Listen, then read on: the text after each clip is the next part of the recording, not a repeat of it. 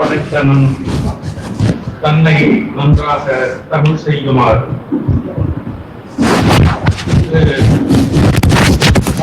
புகழ்மாமணி என்ற அருமையான ஒரு விருதினை பெற்றிருக்கிற என்றும் என்னுடைய மதிப்புக்கும் மரியாதைக்கும் உரிய மாண்பமை நீதியரசர் சேது முருகபூபதி அவர்கள் ஐயா அவர்களையும் இந்த அருணகிரிநாதர் திருக்கோயிலை செம்மையாக நடத்தி கொண்டிருக்கிற அறக்கட்டளையுடைய அனைத்து நிர்வாகிகள், தலைவர், செயலர், உறுப்பினர்கள், அருணகிரிநாதர் விழா குழு நண்பர்கள் மற்றும் இங்கே வருகை தந்திருக்கிற பல்வேறு பெரியோர்கள், மிக சிறப்பாக திருப்புகழை பாடுகிற மரியாதைக்குரிய நம்முடைய சம்பந்த குருக்கள் அவர்கள், இப்படி எல்லா பெருமக்களும் நிறைந்திருக்கிற நல்ல சபையிலே அருணகிரிநாத பெருமானுடைய சன்னதியிலே இன்று இந்த குரு பூஜை பெருவிழாவிலே உரை நிகழ்த்துகிற ஒரு நல்ல வாய்ப்பு அடியனுக்கு கிடைத்தமைக்காக மிகவும் மகிழ்ச்சி அடைகிறேன்.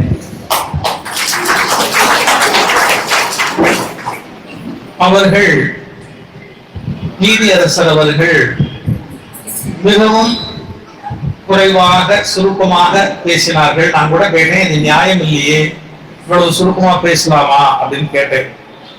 இல்ல உங்களுடைய பேச்சுக்கு அது இடையூறாக அமைந்து விடக்கூடாது, அதனால நான் ரொம்ப அதை திட்டமிட்டு குறைத்துக் கொண்டேன்னு சொன்னார். எப்பவுமே ஒரு சொல் சொன்னாலும் நீதியரசருடைய சொல்லுக்குன்னு ஒரு கூடுதல் மரியாதை உண்டு. நிறைய பேசினாலும் வழக்கறிஞர் வார்த்தைக்கு மரியாதை கிடையாது. ஒரு வார்த்தை சொன்னாலும் நீதிபதி சொல்லுக்கு மரியாதை கூடும். கம்பராமாயணம் படிச்சவங்களுக்கு தெரியும். கம்பராமாயணத்துல ஜஸ்டிஸ் அப்படிங்கிறது எவ்வளவு பவர்ஃபுல் அப்படிங்கறத கவிச்சக்கரவர்த்தி கம்பன் ஒரு இடத்துல விளக்குகிறார். என்ன தெரியுமா? அனுமன் தூது வந்திருக்கிறான். அந்த அனுமன் ராவணனுக்கு சில அறிவுரைகளை சொல்லுகிறார். ரொம்ப கோபம் வருகிறது ராவணனுக்கு. எப்பவுமே புத்தி சொன்னா, நல்லவங்க புத்தி சொன்னா மக்களுக்கு பிடிக்காது, உலகத்துல கோபம் வரும். அது இயல்பு, உயிரினுடைய இயல்பு. அதனால ராவணனுக்கு ரொம்ப கோபம் வருது. ஒரு எல்லை மீறி போகிற போது உடனே இம்மீடியட்டா ராவணன் தானே அரசு, கவர்மெண்ட் அப்படிங்கிற ஸ்டேட்டஸ், அரசுங்கிற அந்தஸ்து அவனுக்கு தானே இருக்கு. கோபத்துல சொல்றான், கொல்மின் என்றார். கொல்லுடா, அந்த குரலை பிடிச்சு கொல்லுடா, கொல்மின் அப்படின்னு உத்தரவு போடுறான். ஒரு கவர்மெண்ட் ஒரு சட்டம் போடுது, கொல்மின் அப்படின்னு சட்டம் போடுது. சார், அந்த சபையில ஒரே ஒரு ஆளு விபீஷணன். அவன் என்ன போஸ்டர் இருக்கான்னு என்னன்னே தெரியாது. அடுத்த வார்த்தை நில்மின் என்றார். கொஞ்சம் யோசிச்சு பாருங்க. அவ்வளவு பெரிய அரசு நிலையில இருக்கிற ராவணன் கொல்மின் என்று சொன்ன உடனே நில்மின் என்று யார் போட்டார்னா வீடனன் நீதியான் என்று எழுதினான் கம்பர். விபீஷணன் என்ற நீதிமான். அப்ப அந்த நீதிமானுக்கு ஒரு உத்தரவு இருக்கு. இது நான் இப்போ இந்திய துணை ஜனாதிபதிக்கு சொல்லணும். என்ன இருந்தாலும் கோர்ட்டு தான் சார் பவர்ஃபுல். ஆட்சியில் இருப்பவர்களை விட நீதிமன்றங்கள் தான் அதிகமான அந்த நில்மின் அப்படின்னு சேர் கொடுக்கிற அதிகாரம் அவங்களுக்கு தான். எவ்வளவு பெரிய விஷயம் அது. இதை கம்பன் அன்னைக்கே எழுதி காட்டுகிறார். அதெல்லாம் ஆச்சரியப்பட வேண்டிய விஷயம் இல்லையா? அதனால ஒரு வார்த்தை சொன்னாலும் நீதியரசருடைய சொல்லுக்கு ஒரு தனி மரியாதை உண்டு. பல வார்த்தை சொன்னாலும் வழக்கறிஞர் வார்த்தைக்கு ஃபீஸ் தான் உண்டு. எனக்கு அவர்கள் மீது எப்படின்னா 20-25 ஆண்டுகளுக்கு முன்பிருந்து எனக்கு அவர்கள் பழக்கம். 30 ஆண்டுகள் இருக்கு. புதுவையிலே பல விழாக்கள் நாங்கள் போகிற போது அவருடைய தோற்றமே ரொம்ப வசீகரமான ஒரு தோற்றம். அந்த கோல்டு ஃப்ரேம் கண்ணாடி, அப்படி சொல்லா ஒரு முடி, இந்த சேதுபதிங்கிற பேருக்கு ஏற்றாப்புல ஒரு மகாராஜா மாதிரி தான் அவருடைய தோற்றம். அவருக்குன்னே அது பிறவியிலேயே கடவுள் கொடுத்த பரிசு. அந்த மாதிரி ஒரு அருமையான தோற்றத்தோடு இலக்கியத்தை ரசிப்பார். நீதியரசர் மகாராஜன் மாதிரி அவர் பாராட்டுகிற முறையே ஒரு தனி அழகாக இருக்கும். அவருடைய பாராட்டை பெறுவது என்பது எங்களை போன்ற பேச்சாளர்களுக்கு பெருமை தருகிற விஷயம். அப்படி அவருடைய அங்கீகாரத்தை பெறுவதற்கு நாங்கள் எவ்வளவோ ஏங்கி இருக்கிறோம். அவர்களுக்கு இன்றைக்கு ஒரு விருதை கொடுக்கிற ஒரு பேச்சை முருகப்பெருமான் எனக்கு வழங்கி இருக்கிறார். நீங்க கொடுத்திருக்கிறீங்க, அதை கொடுக்கறதுக்கான ஒரு கருவியாக என் கையை கொடுக்க சொல்லி என் கையில கொடுத்திருக்கிறீர்கள். நான் மிகப்பெரிய பாக்கியமாக கருதுகிறேன். அவர்கள் வாழ்நாளில் இது ஒரு பெரிய நாள் என்பதை விட என்னுடைய வாழ்நாளில் இது மிகப்பெரிய நாள். ஏன்னா அவருக்கு திருப்புகழ் கரைத்து குடித்தவர், கடல் திருப்புகழ். நீங்க எந்த பாடலை கேட்டாலும் சொல்வார், எதற்கு விளக்கம் கேட்டாலும் சொல்வார், அந்த நுட்பத்தை சொல்வார், தத்துவத்தை சொல்வார், இலக்கிய விளக்கத்தை சொல்வார். எல்லாவற்றையும் அந்த திருப்புகழ் அப்படி அக்கு வேறு ஆணி வேறாக பிரித்து படித்து உணர்ந்து அந்த நிலையில நிற்கிற மிகப்பெரியவர். அதனால அவர்களுக்கு இந்த அருணகிரிநாதர் திருக்கோயில் இந்த திருவிழா சார்பாக இந்த பட்டத்தை கொடுத்திருப்பது சால பொருந்தும் என்று இந்த நேரத்தில் மிகுந்த மகிழ்ச்சியோடு முதலில் நான் தெரிவித்துக் கொள்ள விரும்புகிறேன். முருகப்பெருமானுடைய வழிபாடு தனித்த சிறப்புடைய ஒரு வழிபாடு. இதுல முருகப்பெருமானுடைய வழிபாட்டில் நாம் மனதில் கொள்ள வேண்டிய எல்லா பகுதிகளையும் நமக்கு எழுதி காட்டி இருக்கிற பெருமை அல்லது கொடுத்திருக்கிற பெருமை திருப்புகழுக்கு உரியது. அந்த திருப்புகழ் தமிழ் மறை ஞான நூல். அவருடைய புத்தகத்துல கூட எழுதியிருந்தார், டிவைன் கான்ஸ்டிடியூஷன் எழுதி வச்சிருக்காரு. நான் அதை எப்படி படிச்சேன், திருத்தமா படிச்சேன். அவர் மேல புத்தகத்துல எழுதியிருந்தார், divine constitution of the spiritual administration. Divine constitution of the spiritual administration அப்படின்னு அவருடைய அந்த நோட் புக்ல ஒரு குறிப்பு எழுதி வச்சிருந்தார். அவர் எவ்வளவு பெரிய விஷயம் அது. இந்த ஞான பாதையிலே நாம இறைநிலை பெறுவதற்கான வழி என்ன, இறைநிலை பெறுவதற்கான வழியை பாடத்திட்டமாக கொடுத்த பெருமை சத்குரு அருணகிரிநாதருக்கு ரொம்ப கருணை உடையவர்.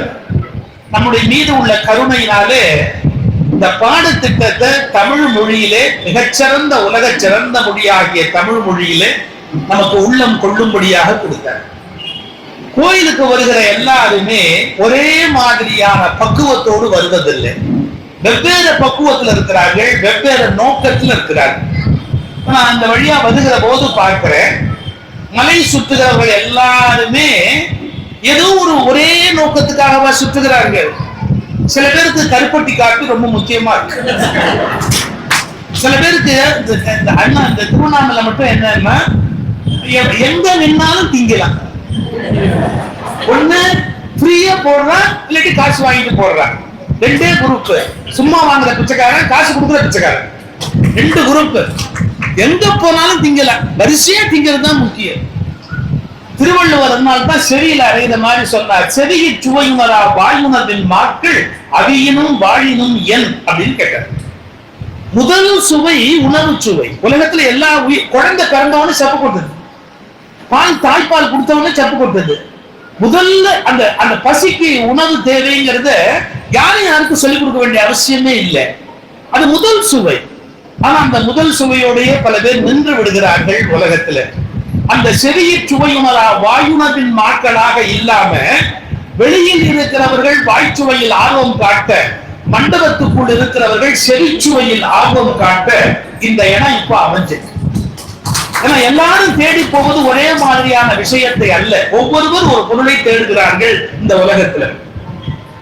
சரி, அப்படி உள்ள கோயில்ல வந்து சுவாமி கும்பிடுறவங்களும் ஒரே மாதிரியாக எனக்கு ஞானம் கொடு அப்படின்னு கேட்கிறார்களா அல்லது வேண்டுகிறார்களா? அது ஒரு கேள்வி.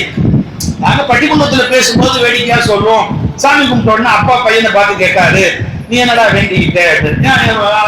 அப்பா நான் என்னப்பா வேண்டிக்கிட்டேன், காரு கொடு, பங்களா கொடு, எனக்கு அதை கொடு இதை கொடுன்னு வேண்டியில. அப்படியே அந்த சாமியை வேண்டது புத்து கொடுன்னு வேண்டணும், நான் அப்படித்தான் வேண்டேன். அப்பா கொஞ்சமா யார் யாருக்கு எது இல்லையோ அதை தான் அவங்க கேட்டுக்க வேண்டியதுப்பா. உனக்கு என்ன இல்லையோ நீ கேட்க, எனக்கு என்ன இல்லையோ அதை நான் கேட்பேன். வேடிக்கையா ஒரு சம்பவம் சொல்வோம். வேண்டுவது இறைவனிடத்துல வந்து வேண்டுவது என்ற ஒரு பழக்கத்தை எல்லாரும் வைத்திருக்கிறார்கள். ஆனா எல்லாரும் ஒரே மாதிரியான தன்மையை வேண்டுகிறார்களா?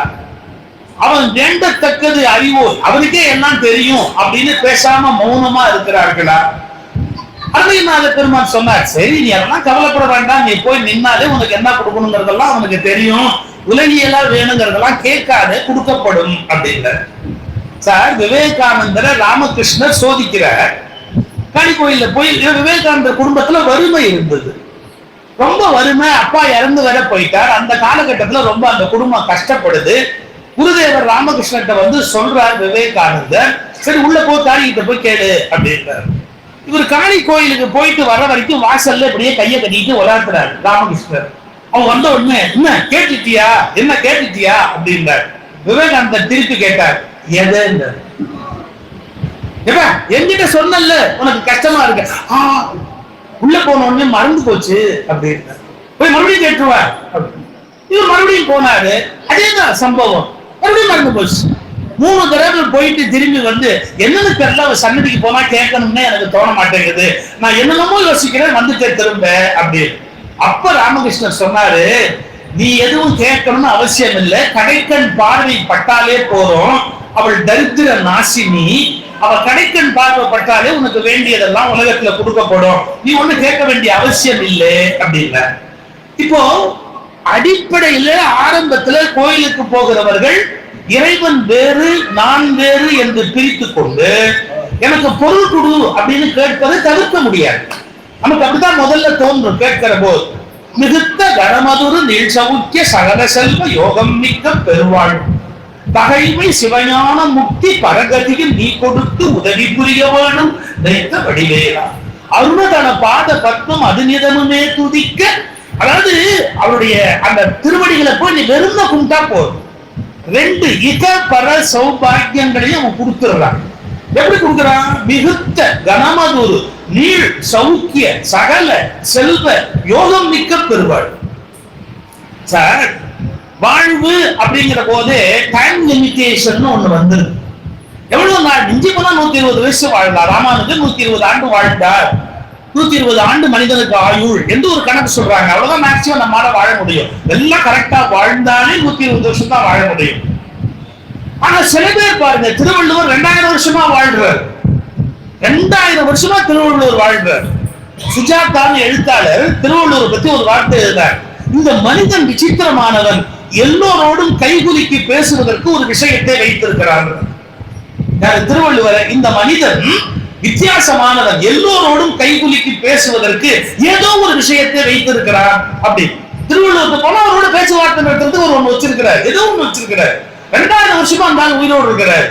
அப்ப வாழ்வு எல்லாருக்கும் நீண்ட காலம் இருக்கக்கூடிய வாழ்வு கிடைக்குமான்னு தெரியல. புலவனுக்கு கிடைக்கலாம், இலக்கிய கவிஞனுக்கு கிடைக்கலாம்.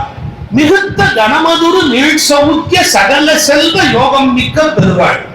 அதாவது இதை விட இத வாழ்க்கைக்கு எத்தனை கண்டிஷன்ஸ் வேணுமோ வாழ்க்கையில எல்லாத்தையும் முழுமையா சொல்லுகிற ஒரு வார்த்தை. எப்படி?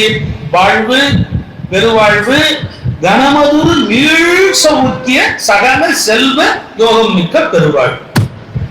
அடிக்கடி சொல்றதுதான், சில பேருக்கு நிறைய வசதி இருக்கும், அனுபவிக்கிறதுக்கு வாய்ப்பு இருக்காது. சில பேருக்கு ஒரு வசதி இருக்காது, சௌக்கியமா அனுபவிக்கும். சார், எங்க கோயம்புத்தூர்ல ஒரு மில் முதலாளி இருக்காரு. அவர் வந்து இந்தியாவில் இல்ல உலகத்திலேயே காஸ்ட்லியான கார் தான் வாங்குவார். அவருடைய குணம், உலகத்திலேயே என்ன கார் காஸ்ட்லியோ அதுதான் வாங்குவார். கோயம்புத்தூர்ல பெரிய மில் முதலாளி. அந்த கார்ல அவர் எவ்வளவு பயணம் பண்ணுவார்னு கேட்டீங்கன்னா, காலையில 8 மணிக்கு அவர் வீட்டை விட்டு அந்த கார்ல ஏறினார்னா 12 கிலோமீட்டர்ல அவர் மில்லு வந்துடும். 12 கிலோமீட்டர்ல அவர் இறங்கிட்டாருன்னா நேரா மில்லுக்குள்ள போயிடுவார். திருப்பி எத்தனை மணிக்கு வெளியே வருவார் தெரியுங்களா? ராத்திரி 8-8:30 தான் வெளியே வருவார்.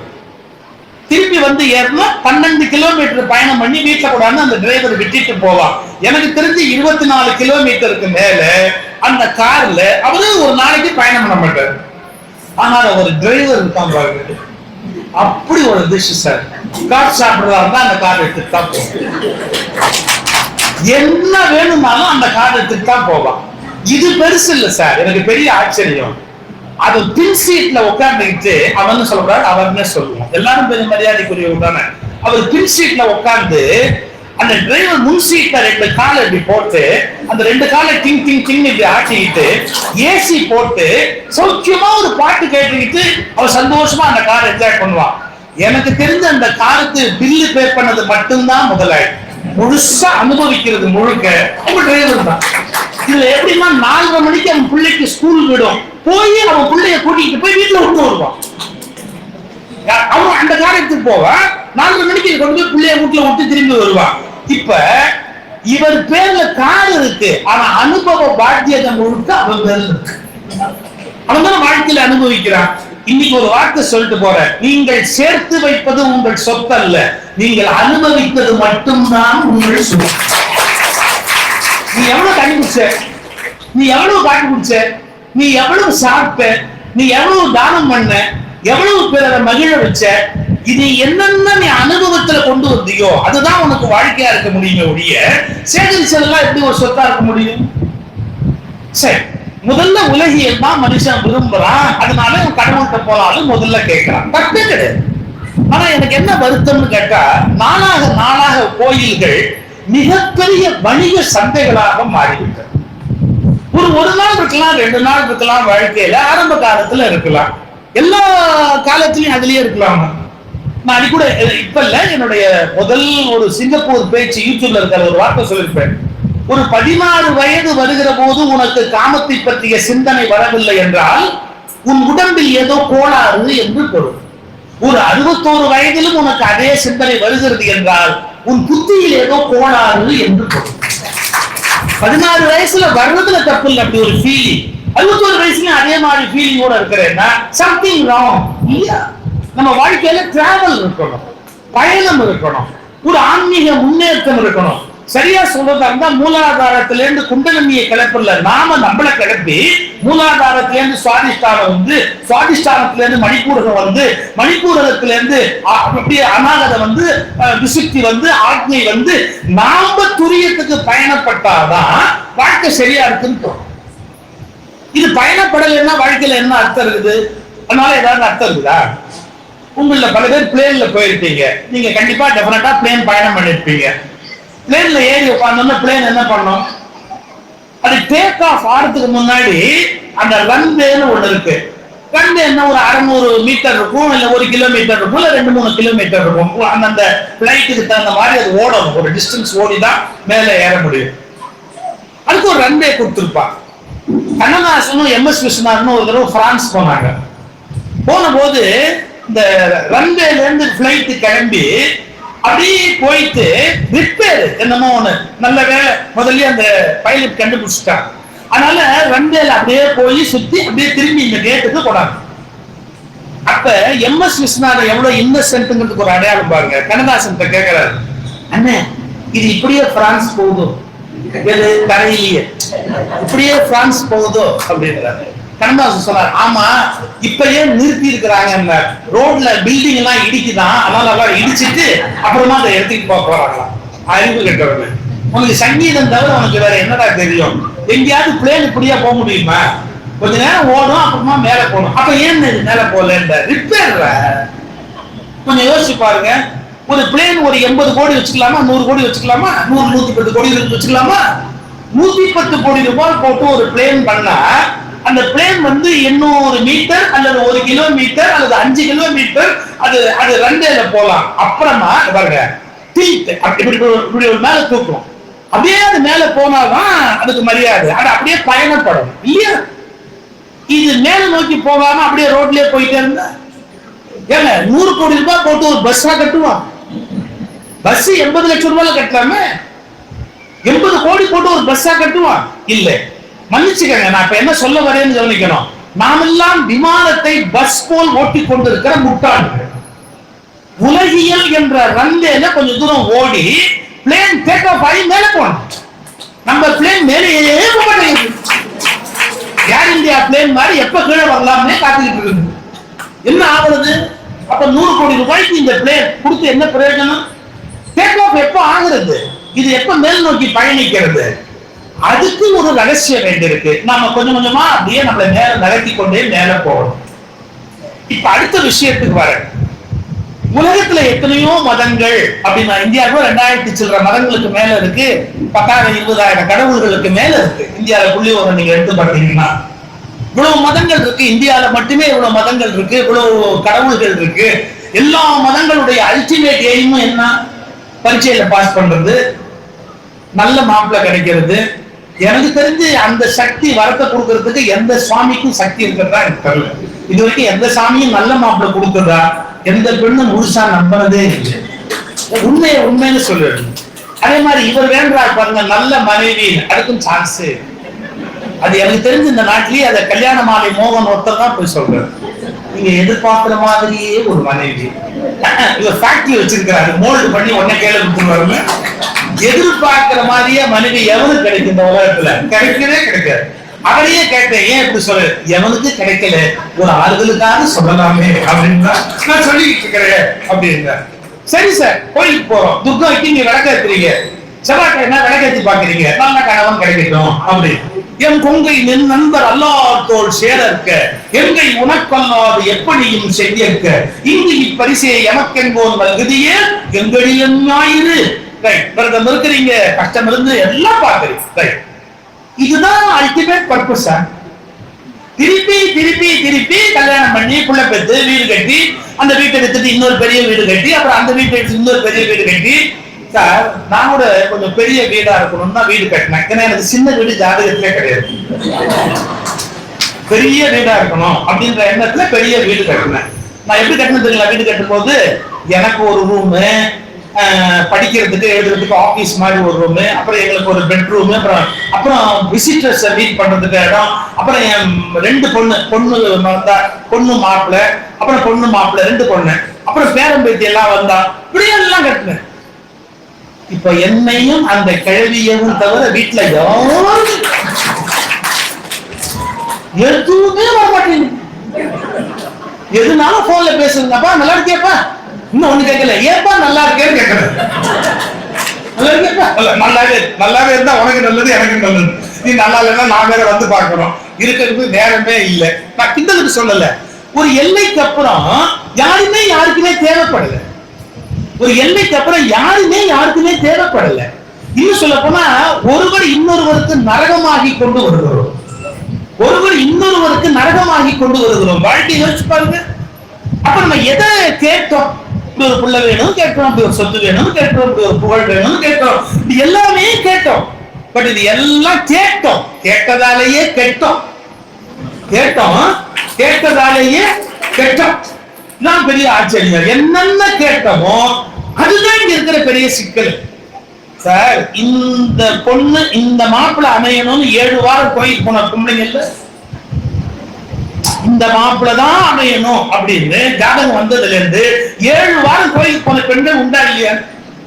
அவங்களே 60ஆம் கல்யாணத்துக்கு முதல்ல என்ன பாவம் பண்ணணும், என் தலையெழுத்து என்ன சொன்னாலும் இந்த ஆளுக்கு மண்டையில ஏறவே மாட்டேங்குது அப்படி. ஆனா மறுநாள் தாலி கட்டிக்குவாங்க. அது ஒரு சமாச்சாரம். கொஞ்சம் யோசிச்சு பாருங்க. எதை நாம் வேண்டும் என்று கேட்போமோ அதுவே நமக்கு வேண்டாத ஒரு பொருளாக மாறுவதற்கு ஒரு 40 ஆண்டு அல்லது 30 ஆண்டு நமக்கு தேவைப்பட்டிருக்கிறது. அப்ப இதுல இருந்து நம்மால வெளியில வர முடியல. எதை நோக்கியது நம்முடைய பயணம் அப்படின்னு. இங்கிலீஷ்ல ஒரு 2-3 வார்த்தை இருக்கு. என்னன்னா, நான் முதலியே ரிசல்ட் ஓபன் பண்ணிடுறேன், ஏன்னா அது ஈஸி. ஏன்னா ரொம்ப ஆழமா போட்டு குழப்பிட்டு இருக்க வேண்டாம். ரியலைசேஷன் ஒரு வார்த்தை இருக்கு, அவேர்னஸ் அப்படின்னு ஒரு வார்த்தை இருக்கு. ரியலைசேஷன், அவேர்னஸ், இது வந்துருச்சுன்னு வச்சுக்கோங்க, எதெல்லாம் நம்முடைய பாசிட்டிவ் நம்ம சேர்த்தோமோ எல்லாமே நமக்கு நெகட்டிவ்ங்கிறது புரியாது. உண்மையிலேயே இப்ப நாங்க அந்த பெரிய வீடு வேணும்னு கட்டணம் பாருங்க, இதை விற்கவும் முடியல, மெயின்டைன் பண்ணவும் முடியல, குடியிருக்கவும் முடியல, வாடகைக்கு விடவும் முடியல. ஏன்னா வாடகைக்கு விட்டா அவன் பண்ற இன்சூரன்ஸ் நமக்கு பிபி ஏறி போயிடும். நம்ம வீட்டுல போய் ரோடால இருந்து பூ பறிக்கிறான், வாழை இலைய கட்டுறான், அவன் வாடகைக்கு விட்டு பண்ற இன்சூரன்ஸ் வாங்க முடியும், எதுவுமே பண்ண முடியல. இந்த விற்கலாம்னா சார் ரொம்ப பெரிய ப்ராப்பர்ட்டி சார், சுலபத்துல போகாது சார். சில பேர் பார்த்தா சுலபத்துல போகாதுன்னு பாருங்க, அது மாதிரி சொல்றாங்க, சுலபத்துல போகாது சார். அவன் கொடுப்போம், ஒழுங்கா கொடுப்பானா, ஒய்க்கு கொடுப்பானா, இல்லாட்டி வேற ஏதாவது இன்சூர் பண்ணுவாங்க, ஒழுங்கா பேமெண்ட்டை கொடுத்துருவானா இல்லையே. சோ எதெல்லாம் எனக்கு மகிழ்ச்சி தரும்னு சேர்த்தேனோ அதெல்லாம் தான் எனக்கு துன்பம் தரும். இப்ப எங்க திருவள்ளுவர் மறுபடியும் வந்து நிக்கிறார், யாதனின் யாதனின் நீங்கியான் நோதல் அதனின் அதனின் இலர். இது பள்ளிக்கூடத்திலேயே வச்சா ஒரு மார்க்கு மனப்பாட பகுதி எழுதி வாங்கினதோட சரி, ஆனா வாழ்க்கைக்குள்ள அதை அப்ளை பண்ணணும்னு அப்ப தோணல. யாதனின் யாதனின் நீங்கியான் நோதல் அதனின் அதனின் இலர் தெரியுது.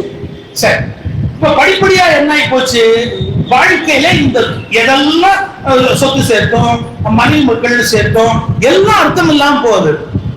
இது எல்லாத்தையும் நக்சல் ஒரு நூல் உங்களுக்கு சொல்லுது. இந்த கண்டர் அனுபூதியில ஒரு ஆச்சரியமா இருக்கும். எதெல்லாம் நம்மளை பாடுபடுத்தி இம்சை பண்ணுதுன்னு அருணகிரியார் போடுவார். அகம் மாடை மடந்தையர் என்று சகமாயுள். அகம் மாடு ஐ மடந்தையர், வீடு சொத்து பணம் செல்வம் மடந்தை எல்லாம் சேர்த்து வச்சோம். அதெல்லாம் சக மாயையும் சிக்கிக்கிட்டோம். இப்ப அதனால பெரிய கஷ்டப்பட்டோம். அதுல இருந்து எப்படி விலகிறது சார்? சிம்பிளா சொன்னா உங்களுக்கு எப்படி சொல்லி கொடுத்துருப்பாங்க, மனிதனுக்கு மூவேடனை, 3 விதமான பற்று உலகத்துல ஆட்டி படைக்கும். மூவேடனை என்று விடுவேதோ அது புதிய வருது. 3 விதமான பற்று. என்ன பற்று? முதல்ல பொருட்பற்று, அப்புறம் மனைவி மக்கள் மீது பற்று, அப்புறம் நம் மீது நாம் வைத்திருக்கிற பற்று. இந்த 3 கொடுக்கிற இம்சை சாதாரண இம்சை இல்லை. பணம்னா அது ஒரு தனிதான். இந்த உலகத்துல பணத்துக்கு ஒரு பெரிய மரியாதை. ரொம்ப சிம்பிளா சொன்னா சார், பணத்தை தான் மனுஷன் மதிக்கிறான். எப்படி பணம் வச்சிருக்கிற ஏடிஎம் மிஷின்ல ஏசியில வச்சிருக்கான், வாட்ச்மேன வெளியே வச்சிருக்கான். அவன் மனுஷன், அவனுக்கு ஏசி வேணும், அவன் வேறு வேலை உட்கார்ந்து இருக்கிறான். இந்த மிஷின் உட்கார்ந்து இருக்க ஏசிக்குள்ள நல்ல ஏடிஎம் மிஷின் சௌகரியமா உட்கார்ந்து. பணத்துக்கு எவ்வளவு பெரிய மரியாதை கொடுத்துருக்கு. எல்லாம் செல்வம் செல்வம் செல்வம் செல்வம்னு தான் ஓடுறான். அது வேணும் வேணும் வேணும் வேணும், பொருட்பற்று. இப்பெல்லாம் எனக்கு ஏதோ இறைவன் திருவருள், வசதி, நல்ல கார் இருக்குது எல்லாம் சொல்லுவாங்க. அதை பார்த்து தமிழ்நாட்டுல 10 பேர் வயிறு எழுதிடுறான். சொற்பொழிவாளர் காசு வச்சு சௌகரியமா இருக்காரு, ஏன்டா வைத்திருச்சு கொடுக்கணுமோ கொடுக்குறேன், வாங்குறவோ வாங்குற, ஏதோ என் தலையில எழுதியிருக்கிறாங்க. என்னைக்கோ திருப்புகழ் சொன்னதால என்ன சௌகரியமா வச்சிருக்காங்க. வேற என்ன காரணம் தான், உனக்கு என்ன வந்தது? அப்போ சில பேர் சொல்றாங்க இவரு இவ்வளவு வசதியா இருக்கிறாரு அப்படின்றார். வாங்க சரி. இப்போ செல்வம் பொருள் வேணும்னு நினைக்கிறான். இப்ப வசதியா ஒரு மாதிரி ஒரு நல்லா தான் இருக்கும். அந்த மாதிரி பொருள்ல எந்த கஷ்டமும் இல்லை, என்னைக்குமே இல்லை. இறைவன் அந்த ஒரு கஷ்டத்தை எனக்கு கொடுத்தது இல்லை. ஊட்டி அப்பெல்லாம் போகும்போது கோயம்புத்தூர்ல தங்கி இருக்கிறேன். கோயம்புத்தூர்ல இருந்து நான் ஊட்டி போகணும்னா பஸ்ல போகணும், கார் கிடையாது. பேச்சாளர் கார் வச்சிருக்க முடியாது, கார்ல ஏறவும் முடியாது. அப்படி ஒரு காலம் இருக்கு பேச்சாளர். ஊட்டிக்கு பஸ்ல போகணும் சார். போகும்போது பார்த்தா ஒரு அனுபவம் பாருங்க. கண்டக்டர் ஒருத்தர் காசு கொடுத்து டிக்கெட் வாங்கலாம் சார். அப்ப என்ன எவ்வளவு ஞாபகம் வரல. அவன் வந்து 50 ரூபா நோட்டு என்னமோ கொடுத்தாரு. கண்டக்டர் எரிச்சல்ல பார்த்துட்டு அறிவிருக்காரு, அவனுக்கு சில்லறை இல்லை நிறைய. அவன் ரொம்ப ரொம்ப பிடிச்சிருவான். சில்லறை இல்லாட்டி இறங்கணும்னா நானும் இறங்கணும், நீ இறங்கணும். உங்ககிட்ட இந்த சில்லறை இல்லை, உன்னோட பெரிய தலைவலி உட்கார், அப்புறமா தர்றேன், போனா போது போ, அப்புறம் தரேன் அப்படின்ட்டு கண்டக்டர் போயிட்டாரு. நீங்க நம்புனா நம்புங்க, ஊட்டி போற வரைக்கும் இவன் கண்டக்டரையே பார்த்துட்டு. எப்படின்னா அவர் இந்த பக்கம் போனா டேபிள் ஃபேன் மாதிரி தனியா திருப்பி பார்க்கலாம், அவர் இந்த பக்கம் போனா திரும்பி இப்படி பார்க்கலாம். இந்த ஜன்னலுக்கு வெளியில ஊட்டியின் மலை அழகு கொஞ்சி, பனி கொஞ்சி, மேகம் கொஞ்சி அவ்வளவு அழகா இருக்கு. அந்த கண்டக்டர் போகும் அவ்வளவு அழகா இல்லை. ஆனா அவரையே பார்க்கலாம், இப்படி போறான் இப்படி பார்க்கலாம், இப்படி போறான் இப்படி போறான். இதுல நடுவுல ஒரு பியூட்டி நடந்தது. ஏதோ இந்த சில்லறை கொடுக்கறதுல 20 ரூபா நோட்டா இருக்கேன் இன்னும் சொல்லி அது வரை கொடுத்த ஒண்ணு வாங்கிட்டாங்க. அதுல என்ன கொஞ்சம் கூட கொஞ்சம் அவங்ககிட்ட மாட்டிக்கிச்சு. இப்ப இன்கம் டாக்ஸ்ல சர்ச்சார்ஜ்னு ஒண்ணு போடுவான், அது மாதிரி இப்ப அவங்ககிட்ட கூட கொஞ்சம் பணம் மாட்டிக்கிச்சு. இறங்குற வரையில எனக்கு அவஸ்தை. இல்ல டாப் என்ன தெரியுங்களா, இவன் இறங்கும் போது இவனுக்கு அடுத்த பஸ் ரெடியா இருந்தது, மறந்து இறங்கி ஓடிட்டேன்.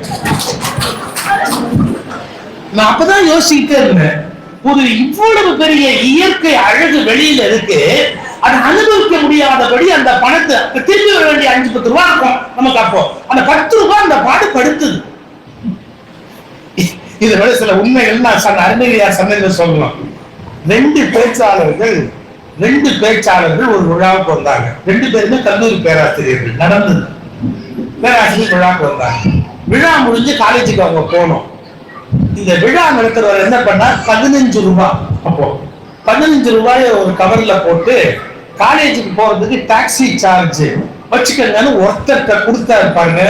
இன்னொரு பேச்சாளர் செட்டில் இப்ப அவருக்கு என்ன கவலைன்னா 15 ரூபாய் கொடுத்திருக்கிறாரு, அதுல மிச்சமாகி அவருக்கு ஏதாவது 1 ரூபாய் 2 ரூபாய் நின்றுடுமோன்னு கவலை. அதனால அந்த மீட்டரையே பார்த்துக்கிட்டு வர்றாரு. இவர்கிட்ட பேசுறாரு, பதிலே பேச மாட்டேங்கிறாரு, அந்த மீட்டரையே பார்த்துக்கிட்டே வர்றாரு. இவர் அந்த காலேஜ் வண்டி சேர்றதுக்கு முன்னாடி 15 ரூபாய் தாண்டிடுச்சு சார். இந்த மீட்டர் சார்ஜ் 15 ரூபாய் தாண்டின உடனே இந்த பேச்சாளர் ஒரு காரியம் பண்ணாரு பாருங்க, கவர் அவர் கையில கொடுத்து நீங்க கொடுத்துருங்க அப்படின்னு. 15 ரூபாய்க்கு மேல 1 ரூபாய் வருது, இப்போ அதை நீங்க கொடுத்துருங்க அப்படின்னு அவருக்கு கவரை கொடுத்துட்டாரு. இத்தனைக்கு 2 பேரும் டாக்டரேட் வாங்கின பேராசிரியர்கள், அவ்வளவு சம்பாதிக்கிறவங்க, வசதியா தான் இருக்கிறாங்க. இதெல்லாம் எதுக்கு சொல்ல வரேன், நான் யோசிச்சு பாக்குறேன். 1 ரூபாய் 2 ரூபாய் 5 ரூபாய் நம்மள என்ன பாடுபடுத்துது? மிஞ்சி போனா நம்ம ஸ்டேட்டஸ்ல சில பேருக்கு 5 லட்சம் 10 லட்சம் பாடாப்படுத்தும். சில பேர் வாழ்க்கையில 100 கோடி 200 கோடி பாடாப்படுத்தும். சில பேர் வாழ்க்கையில 1000 கோடி 2000 கோடி பாடாப்படுத்தும். ஒண்ணு மட்டும் நிச்சயம், எவ்வளவுங்கிறது பெருசு இல்ல, எவனையா இருந்தாலும் பாடாப்படுத்தும் அப்படிங்கிறது மட்டும் சத்தியமான உண்மையா இருக்கும். 5 ரூபாய்க்கு கவலைப்படுறான், 50 ரூபாய்க்கு அவன் கவலைப்படுறான், 5 கோடிக்கு அவன் கவலைப்படுறான், 50 கோடிக்கு அவன் கவலைப்படுறான். எங்கேயோ யாராவது சந்தோஷமா இருக்கிறானா? இல்ல. அப்போ இந்த பொருள் மேல இருக்கிற பற்றுக்களை எல்லாம் நீ கடைந்து வெளியில வர்ற அப்படின்னா ஓரளவு உன்னுடைய வாழ்க்கை நல்லா இருக்கிறதுக்கு வாய்ப்பு உண்டு. ஆனா இவனுடைய வாழ்க்கையில பொருட்பற்ற எப்ப விடுறான் ஒரு மனுஷன்? ஒரு பொருட்பற்ற எப்ப விடுறான்? நல்ல கவனிங்க. ஞானம் விடல. ஒரு ரமண மகரிஷி போல, ஒரு சேஷாதிரி சுவாமிகள் போல, இல்ல ஏதோ ஒரு உலக மகான்கள் எத்தனையோ பேர் ஒவ்வொரு சந்தர்ப்பத்துல ஒன்னொன்னு விட்டுட்டு போறாங்க. இல்ல என்ன இருக்கு அப்படின்னு சார், இஸ்லாம் சூஃபிகள் வரலாறு படிச்சா கூட பிரமிக்கத்தக்கதா. ஒரு அத்தர்னு ஒரு பேர் வரும் சூஃபியில. அவர் அத்தர் வியாபாரம் பண்ணவர். அவரு ரோஜாப்பூல இருந்து எடுக்கிற அத்தர் வியாபாரம். பெரிய கடை வச்சிருக்காரு. அந்த அவர் சூஃபி ஞானி பெரிய கடை வச்சிருக்கிறார். அப்போ ஒருத்தன் வாசல்ல நின்னா அவனை பார்த்துட்டு, இவனை பார்த்தா எனக்கு பரிதாபமா இருக்கு. இவர் கேட்டாரு, கிண்டல் அடிக்கிறியா? எவ்வளவு என் பேருக்கு பத்தியா? இது ரோஜா, இது மல்லிகைப்பூ, அதாவது இதுன்னு ஏகப்பட்ட எல்லாத்தையும் காமிச்சு பெருமையா பேசினார். அந்த வந்தவன் சொன்னான், என்ன கடவுள் கூப்பிட்டாருன்னா டக்குன்னு போயிட்டா, கையில ஒண்ணுமே இல்லை. ஆனா நீ இதெல்லாம் என்ன பண்ணிட்டு போவ? இது எல்லாத்தையும் என்ன பண்ணிட்டு போவ அப்படின்னு நான் பாருங்க. கடை விட்டு அக்கறை இறங்கி அவரும் பண்ணிட்டு, அதுதான் அவர் சூஃபி ஞானியானார். கடை விட்டு அக்கறை இறங்கி அப்படி பண்ணிட்டு நம்ம பட்டத்தார் கடையில வர மாதிரி. இது மேல நீ பற்று வச்சுட்டு உட்கார்ந்து இருக்கிறியே, இவ்வளவு நான் வச்சிருக்கிறேன்றியே, கடவுள் உன்னை கூப்பிட்டாருன்னா நீ இதெல்லாம் என்ன பண்ணுவ அப்படின்னு கேட்டார். பதில் சொல்ல முடியாது. ஒண்ணு இல்லாம அப்படியே பேசாம போடுவான். இவனால போக முடியுமா? முடியாது. பொருள் மேல இருக்கிற பற்ற ஞானம் விட்டுட்டா பரவாயில்லை, விடுறது இல்லையே. இன்னொரு ஞானியை பத்தி ஒரு செய்தி பாருங்களேன். அவர் இப்படி இப்படி இப்படி நடந்து இப்படி போறாரு. ரொம்ப காஸ்ட்லியா ட்ரெஸ் பண்ணுவாரு. ரொம்ப சூஃபி ஞானிகள் விதவிதமா ட்ரெஸ் பண்ணிக்குவாங்க. ஓஷோ கூட அது மாதிரி தான் வித்தியாசமா ரொம்ப காஸ்ட்லியா ட்ரெஸ் பண்ணுவாரு. காஸ்ட்லியா ட்ரெஸ் பண்ணிட்டு நடந்து போறாரு. ஒரு தெரு நாய் படுத்துது, அழுக்காத தெரு நாய் படுத்துது. அதை பார்த்த உடனே ஒரு அருவருப்பாயிட்டு, ஐயோ இது மேல பட்டுருமோன்னு இந்த துணியை லேசா அது மேல படக்கூடாதுன்னு எடுத்து அதை எப்படி பார்த்து அப்படின்னு அந்த நாய் ஒரு நிமிஷம் கேட்டு, ஒரு நிமிஷம், நீ என்ன அருவருப்பா பார்த்தல? நீங்க யோசிக்கிறீங்க நாய் பேசுதாங்க, அதுக்காக பேசுறவங்க எல்லாம் நாய் நினைச்சு கூடாது. இங்க நாய் பேசுறது என்ன கதை? நாய் கேட்டது, அருவருப்பா பார்த்தல? ஆமா. ஒரு நிமிஷம், ஒருவேளை ஒரு துணி என் மேல பட்டுதுதான், ஒரு பக்கிய தண்ணி அதுல முக்கி துவைச்சா போயிடும். இதுல போலியா ஆத்துல போய் துவைச்சா அப்பவே அந்த அழுக்கு போயிடும், ஒண்ணும் பெரிய கஷ்டம் இல்லை. ஆனா நீ என்ன இப்ப அருவருப்பா பாத்தியே, இந்த பார்வையை 7 கடல்ல போய் கழுவினாலும் நான் விட முடியுமா? என்ன எவ்வளவு அவமானமா அலட்சியமா நீ ஒரு பார்வை பார்த்த, அதை 7 கடல்ல குளிச்சு போய் நான் கழுவ முடியுமா? அந்த பார்வை நியாயமா அப்படின்னு கேட்டு இத பாரதி கேட்டார். மனிதர் நோக மனிதர் பார்க்கும் வழக்கம் இனி உண்டோ? இதெல்லாம் நம்ம சமயத்துல வரணும் சார். அவங்க தாழ்ந்தவங்க, இவங்க மோசமானவங்க, அவங்க கோயிலுக்குள்ள வரக்கூடாது, அவங்க அப்படி பண்ணக்கூடாது, இப்படி பண்ணக்கூடாது. இதனாலதான் இந்த நாட்டில் மதமாற்றமே நிகழ்ந்தது. அதனால்தான் நம்முடைய மதத்தை விட்டு பிற மதங்களுக்கு பிற பேர் போனார்கள். இதெல்லாம் நம்ம மதங்கள்ல நிகழ்ந்த பிழைகள், திருத்திக்கணும். ஒரு மனிதர் நோக மனிதர் பார்க்கும் வழக்கம் இனி உண்டோ? பாரதி கேட்கிறான். ஒருத்தனை குறைவா பார்க்காதே, பார்க்கறது தப்பு அப்படின்னு யோசிக்கிறேன். நான் எந்த இடத்துக்கு வரையறீங்க? அவரு நாயை அப்படி பார்த்து அப்படி அருவருப்பா கேட்ட உடனே அது கேட்டுச்சு, 7 கடல்ல போய் நான் குளிச்சா கூட இந்த அழுக்கு போவாதுடா, நீ என்ன அர்த்தத்துல என்ன அப்படி பார்த்த? அவளுக்கு ரியலைசேஷன், இதான் சொன்ன ரியலைசேஷன் வந்துச்சு. உடனே சொன்னாரா, தப்பு பண்ணிட்டேன், நான் அவனை அப்படி பார்த்துக்க கூடாது. ஒரே ஒரு வித்தியாசம் சொல்லுமா, மனிதர்கள் எப்போது ஞானி ஆகிறார்கள் என்பதற்கு ஒரே ஒரு அளவுகோல் இருக்கிறது. என்னது? எப்போதும் பிறருடைய குறைகளை பார்த்து கொண்டிருக்கிற வரை அவர்கள் மனிதர்கள், தங்கள் குறைகளை பார்க்க தொடங்கியவுடன் அவர்கள் ஞானி. உள்நோக்கிய பயணம் தொடங்கிடுது அவங்களுக்கு. தன்னோட தப்பு என்ன அப்படிங்கிறது அவங்களுக்கு தெரியும். ஒரு குரு கிட்ட ஒருத்தன் போன, தம்பி உன் குறையெல்லாம் என்னன்னு நீ தெரிய ஆரம்பிச்சா அவேர்னஸ், ரியலைசேஷன் தானா வந்துடும், உன் தவறுகள் தான் உனக்கு தெரியும். அவன் சொன்னா அதை எப்படிங்க கண்டுபிடிக்கிறது, என் தப்பு என்னன்னு எப்படி கண்டுபிடிக்கிறது? அந்த குரு சிம்பிளா ஒரு வழி சொன்னார். உன் ஒய்ஃப் கிட்ட போய் அவளோட ஒரே ஒரு குறைய சொல்லு. நீ ஒரு குறைய சொல்லிட்டா உன் பரம்பரை போற முழுக்க அவ அப்பவே சொல்லுவா. நீ ஒண்ணு வெயிட் பண்ண வேண்டிய அவசியமே இல்லை. உங்க அம்மா குறை, உங்க தாத்தா குறை, உங்க பரம்பரையில் இருக்கிற எல்லா குறையுமே அவனுக்கு சொல்லுவா. If you want to have realisation, உன் ஒய்ஃபை பத்தி ஒரே ஒரு குறை சொல்லிட்டு வந்து போகும். நான் வேடிக்கை சொல்லல, தன்னோட குறைய எத்தனை பேர் திரும்பி பார்க்கிறார்? நான் இங்கெல்லாம் இப்படி இருந்தேனே, எவ்வளவு தப்புன்னு. இப்ப மாணிக்க வாசகருக்கு நமக்கு என்ன வித்தியாசம்?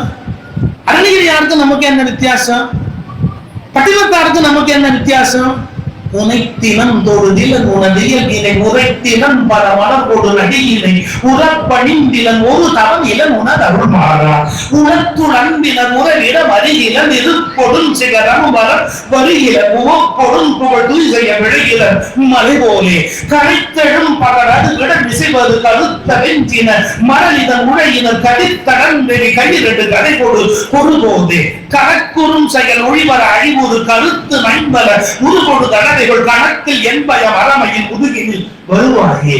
அவர் என்ன கேட்கிறாரு, நான் என்ன தப்பு பண்ணேன்? உன கும்பிடல, உன் கோயில சுத்தல, உன் கோயில வளம் வரல, நான் இப்படி இருந்தேன் அப்படி இருந்தேன். தன்னோட பிழைய தானே சொல்றாரு. சரி, பட்டணக்கார போய் கேளுங்க, எல்லா பிழையும் கருதா பிழையும் கசிந்துருகின் எல்லா பிழையும் நிலையா பிழையும் மீன் அஞ்சொழுக்கு சொல்லா பிழையும் புதியா பிழையும் தொடா பிழையும் எல்லா பிழையும் பொறுத்திருப்பார் கட்சி ஏகம்பரை. அவர் என்ன சொல்றாரு? தன்னோட குற்றத்தை மாணிக்கவாசகர் போய் பாருங்க. நாயே நாயினும் கடைப்பட்ட நாயே தன்னை எவ்வளவு காட்டிக்கிறாரு, எவ்வளவு குறையா பேசுறாரு. இதான் வித்தியாசம். நீங்கள் பிறர் குற்றங்களை பட்டியல் போட்டுக் கொண்டிருக்கிற வரையில் அகங்காரமுடைய மனிதர்கள். நம்முடைய குற்றங்களை பட்டியல் போட தொடங்குகிற போது விழிப்படைந்த ஞானிகள். அதுக்காக நம்ம பாவியா இருக்கிறதால ஞானத்துக்கு போக முடியாதுன்னு மட்டும் நம்பாதீங்க. இதுதான் நம்முடைய ரிலிஜனுடைய மிகப்பெரிய இடம். விவேகானந்தத்தை போய் ஒருத்தர் சொல்றாங்க, சார் இவர் பெரிய ஞானி, மிகப்பெரிய மகான் அப்படின்னா, பாஸ்ட் சின்னர், பழைய பாவி, இஸ் எ பாஸ்ட் சின்னர் அப்படின்றார். இன்னொருத்தர் சொன்னாங்க, அவன் அயோக்கிய பேச தெருவா போய் அயோக்கியத்தனம் பண்றான், பொட்டன்ஷியல் செயின்ட், சீக்கிரமா ஞானி ஆயிடுவான், பொட்டன்ஷியல் செயின்ட் அப்படின்னு சொன்னார். உண்மை இது. தவறு செய்கிறவர்கள் தன் தவறுகளை ரியலைஸ் பண்ண மாத்திரத்திலேயே ஞானம் அவர்களுக்குள் முகிழ்க்க தொடங்குகிறார். நீங்களே சிடி ஸ்கேன் பண்ணணும். அப்படி பண்ணும் போது என்ன நடக்குது? நான் இப்படி பண்ணிட்டேன்ல, அப்படி பண்ணிட்டேன்ல. இப்ப இந்த ஞானி பாருங்க, நான் சின்ன உதாரணம் கரெக்டா சொல்லிட்டு இருந்தேன். அவர் என்ன பண்ணாரு? நாய அருவருப்பா பார்த்தாரு. அருவருப்பானதுன்னு அது சொல்லிச்சு, 7 கடல்ல போய் கழுவுனாலும் இது போவாதேடா அப்படி. இது முடிஞ்ச உடனே இவருக்கு ஒரு கூச்சம் வந்துச்சு. ரொம்ப அருமையான கதை. அவர் உடனே கேட்கிறாரு நாயப்பாடு, நீங்க நீ இல்ல, நீங்க இவ்வளவு அறிவாளினே தெரியாம நான் உங்களை ரொம்ப தவறுதலா எடை போட்டு இந்த மாதிரி ஆச்சுட்டேன், மன்னிச்சுக்கல, எனக்காக ஒரு உதவி பண்ண முடியுமா? என்ன, எனக்கு குருவா நீங்க இருக்க முடியுமா? அந்த நாள் சொல்லுச்சு, உனக்கெல்லாம் நான் குருவா இருக்கிற ஐடியா இல்லை. ஏன் அப்படின்னாரு. அது ஒரு பதில் சொல்லுச்சு. என்ன தெரியல, உனக்கு கடவுள் நம்பிக்கை கிடையாதுன்னு. உனக்கு கடவுள் நம்பிக்கை கிடையாது, கடவுள் மேல பூர்ணமான நம்பிக்கை கிடையாது. இவரு 6 வேளை தொழுகை பண்றவரு. அதனால சொன்னாரு, என்ன நீ நான் போய் எப்படி ஆண்டவனை வேண்டுதல் தெரியுமா? இப்ப சில பேர் சொல்லலாம், நான் சபரிமலை 18 வருஷம் போயிருக்கேன் தெரியுமா? என்ன 18 வருஷம் போய் ஒன்னும் பிரயோஜனம் இல்லை. பௌர்ணமி நான் திருவண்ணாமலை போவேன் தெரியுமா? எல்லாம் கரெக்ட். நம்ம அகங்காரம், நம்ம கும்பிட்டது லிஸ்ட் வச்சிருப்போம், அலங்காரமா வச்சிருப்போம். உழைத்திலும் தொழுதிலும்ன்ற வார்த்தை நமக்கு வராது. எத்தனை தடவை போயிட்டு வந்தோங்கிற ஞாபகம் தான் நமக்கு வரும். இப்ப இவர் சொல்றாரு, நான் என்ன போய் கடவுள் பத்தி கடவுள் நம்பிக்கை இல்லாதவன் சொன்னீங்க, எதை வச்சு சொன்ன? அந்த நாய் சொல்லிச்சு பாருங்க, நான் சாப்பாட்டுக்கு தட்டு வச்சுக்கலன்னு. என்ன அர்த்தம்? அதாவது அடுத்த வேலை சாப்பாடு கிடைக்குமோ கிடைக்காதோன்னு தட்டு வச்சு அதை எடுத்து வச்சுக்கிட்டு போய் மலை முழுக்க பாருங்க, மலை முழுக்க போய் பார்த்துட்டு வாங்க. தட்டு வச்சுக்கிட்டு அடுத்த வேலைக்கு வேணும்னு எடுத்து வச்சுக்கிறல்ல, அப்போ உனக்கு நம்பல. இப்ப சாப்பாடு கொடுத்த கடவுள் அடுத்த வேலையும் கொடுப்பான்னு நம்பிக்கை இருந்தா நீ எடுத்து வைப்பியா? அந்த நாய் கேட்டுச்சு, நீ என்ன பண்ற? உனக்கு அடுத்த வேலை கிடைக்காதுன்னு நம்பல, அதனால எடுத்து வச்சுக்கலாம்னு நினைக்கிற. ஒருபோதும் நான் நினைச்சது இல்லையே. எனக்கு கடவுள் கொடுப்பான்னு தெளிவா நான் நம்புறேன். ஏன்னா கடவுள் கருணையானவர்னு நம்புறேன். அந்த நம்பிக்கை உனக்கு உண்டான்னு கேட்டது. இது ஒரு பெரிய கதை. நமக்கு என்ன எப்ப தேவையோ அப்ப அது அருளப்படும் அப்படிங்கிற உணர்வு எப்ப வரும்? வள்ளற்பெருமான் சொல்றார், யான் பசித்த போதெல்லாம் தான் பசித்ததாய். எனக்கு பசி எடுத்தா அவருக்கு பசி எடுக்கும். யான் பசித்த போதெல்லாம் தான் பசித்ததாகி. இந்த உணர்வு நமக்கு வருமா? வராது. அப்போ முதல்ல பொருள் மேல நம்ம ஒரு பற்று. முதல்ல பணம் சேர்க்கிறோம், அப்புறம் வட்டி கூட்டு பாக்குறோம், டெபாசிட் போட்டு பாக்குறோம், அது நிலமா வாங்கி வச்சு பாக்குறோம். இன்னைக்கு இது விற்காட்டி கோல்டு விற்குமான்னு பார்க்கலாம். பிளானிங் பண்ணுவோம், பண்ணாம நம்ம ஒண்ணு இருக்க மாட்டோம். பண்ணிட்டு இந்த பொருள் மீது இருக்கிற பற்று ரியலைசேஷன்ல போகுதான். இது வெறும் பொருள், அது பரம்பொருள் அப்படிங்கிற ஒரு ஞான நிலையில வெளியில போச்சார். ஒரு வெடி சொல்லட்டுமா? இது மேல இருக்கிற பற்று இன்னொரு பொருள் மேல இருக்கிற பற்றால போகுது. அது என்ன? மனைவி மக்கள் மேல உள்ள பற்றால பொருட்பற்று போகும். எப்படின்னு பாருங்க. ஒரு காலத்துல எல்லாம் விறகு சுள்ளி வாங்கிட்டு வந்தாருன்னா ஒரு 40 சுள்ளி 20 சுள்ளி சவுத் பெட்டர் அதை ஒரு கட்டியிருப்பாங்க. இத நீங்க பிரிக்கணும். இந்த மேல கட்டியிருக்கிற நாரை பணமாரில் கட்டியிருப்பாங்க. அதெல்லாம் எடுக்கிறதுனா எடுக்க வராது, ரொம்ப டெக்டா இருக்கும். அந்த சொல்லிய எப்படி தெரியுமா லேடிஸ் பிரிப்பாங்க? லேடிஸ் பிரிக்கிற மாதிரி யாரும் குடும்பத்தை பிரிக்கவே முடியாது. அப்படி பிரிச்சுக்குவாங்க. இல்ல இல்ல சமயத்துல எனக்கு உண்மை சொல்லி பழக்கமா ஏதாவது சொன்னா போச்சுக்காரு. ஜென்ஸை பத்தி நிறைய சொல்லணும், அவங்க தப்பா சொன்னா அடிப்பாங்க. நீங்க கேட்டு சிரிச்சுட்டு போவீங்க. அந்த உரிமையில சொல்ற தப்பா இருக்காரு. சுள்ளி இருக்குல்ல, இந்த சுள்ளி 2 பக்கம் பணம் 4 போட்டு கட்டியிருப்பாங்க. எப்படி எடுப்பாங்க தெரியுங்களா? வீட்டுல பெண்கள் பிரிக்கிறது நடுவுல ஈதி கட்டுவாங்க. இந்த நடுவுல அது ஈதி கட்டுவாங்க பாருங்க. இது 2 லூசர். இதை எப்படியே எடுப்பாங்க, இதை எப்படியே எடுப்பாங்க. இதை பிரிச்ச உடனே சுள்ளியை தனித்தனியா பிரிச்சிருவாங்க. நீங்க நல்லா பார்க்கணும். 2 கட்டுக்களை பிரிப்பதற்கு இன்னொரு கட்டு போடுவதை போல மனிதன் தன்னுடைய வாழ்நாளில் பொருட்பற்றை விடுவதற்கு மனித மக்கள் மீது உள்ள பற்று என்ற இன்னொரு கட்டு துணைய போகுது. எப்படி போகுது? இப்ப யாரோ ஒருத்தர் கஷ்டப்பட்டு ஒரு 15 லட்சம் சேர்த்து வச்சிருக்கிறாரு. 5 லட்சம் பட்டவான பாடுபட்டு சேர்த்து வச்சிருக்கிறார். அவருக்கு 57 வயசாச்சு. 15 லட்சம் சேவிங்ஸ் பண்ணி வச்சிருக்கிறார். திடீர்னு ஒய்ஃப் இருமுனாங்க. அப்படி இருமு இப்படி துப்புனா சளி வருது, சளியில ரத்தம் வருது. என்ன ரத்தம் வருது? அந்த அம்மா சொல்லிட்டு ஒரு வாரமாவே வருது. ஏன் சொல்லல? சொன்னா மட்டும் நீங்க என்ன செய்ய போறீங்க?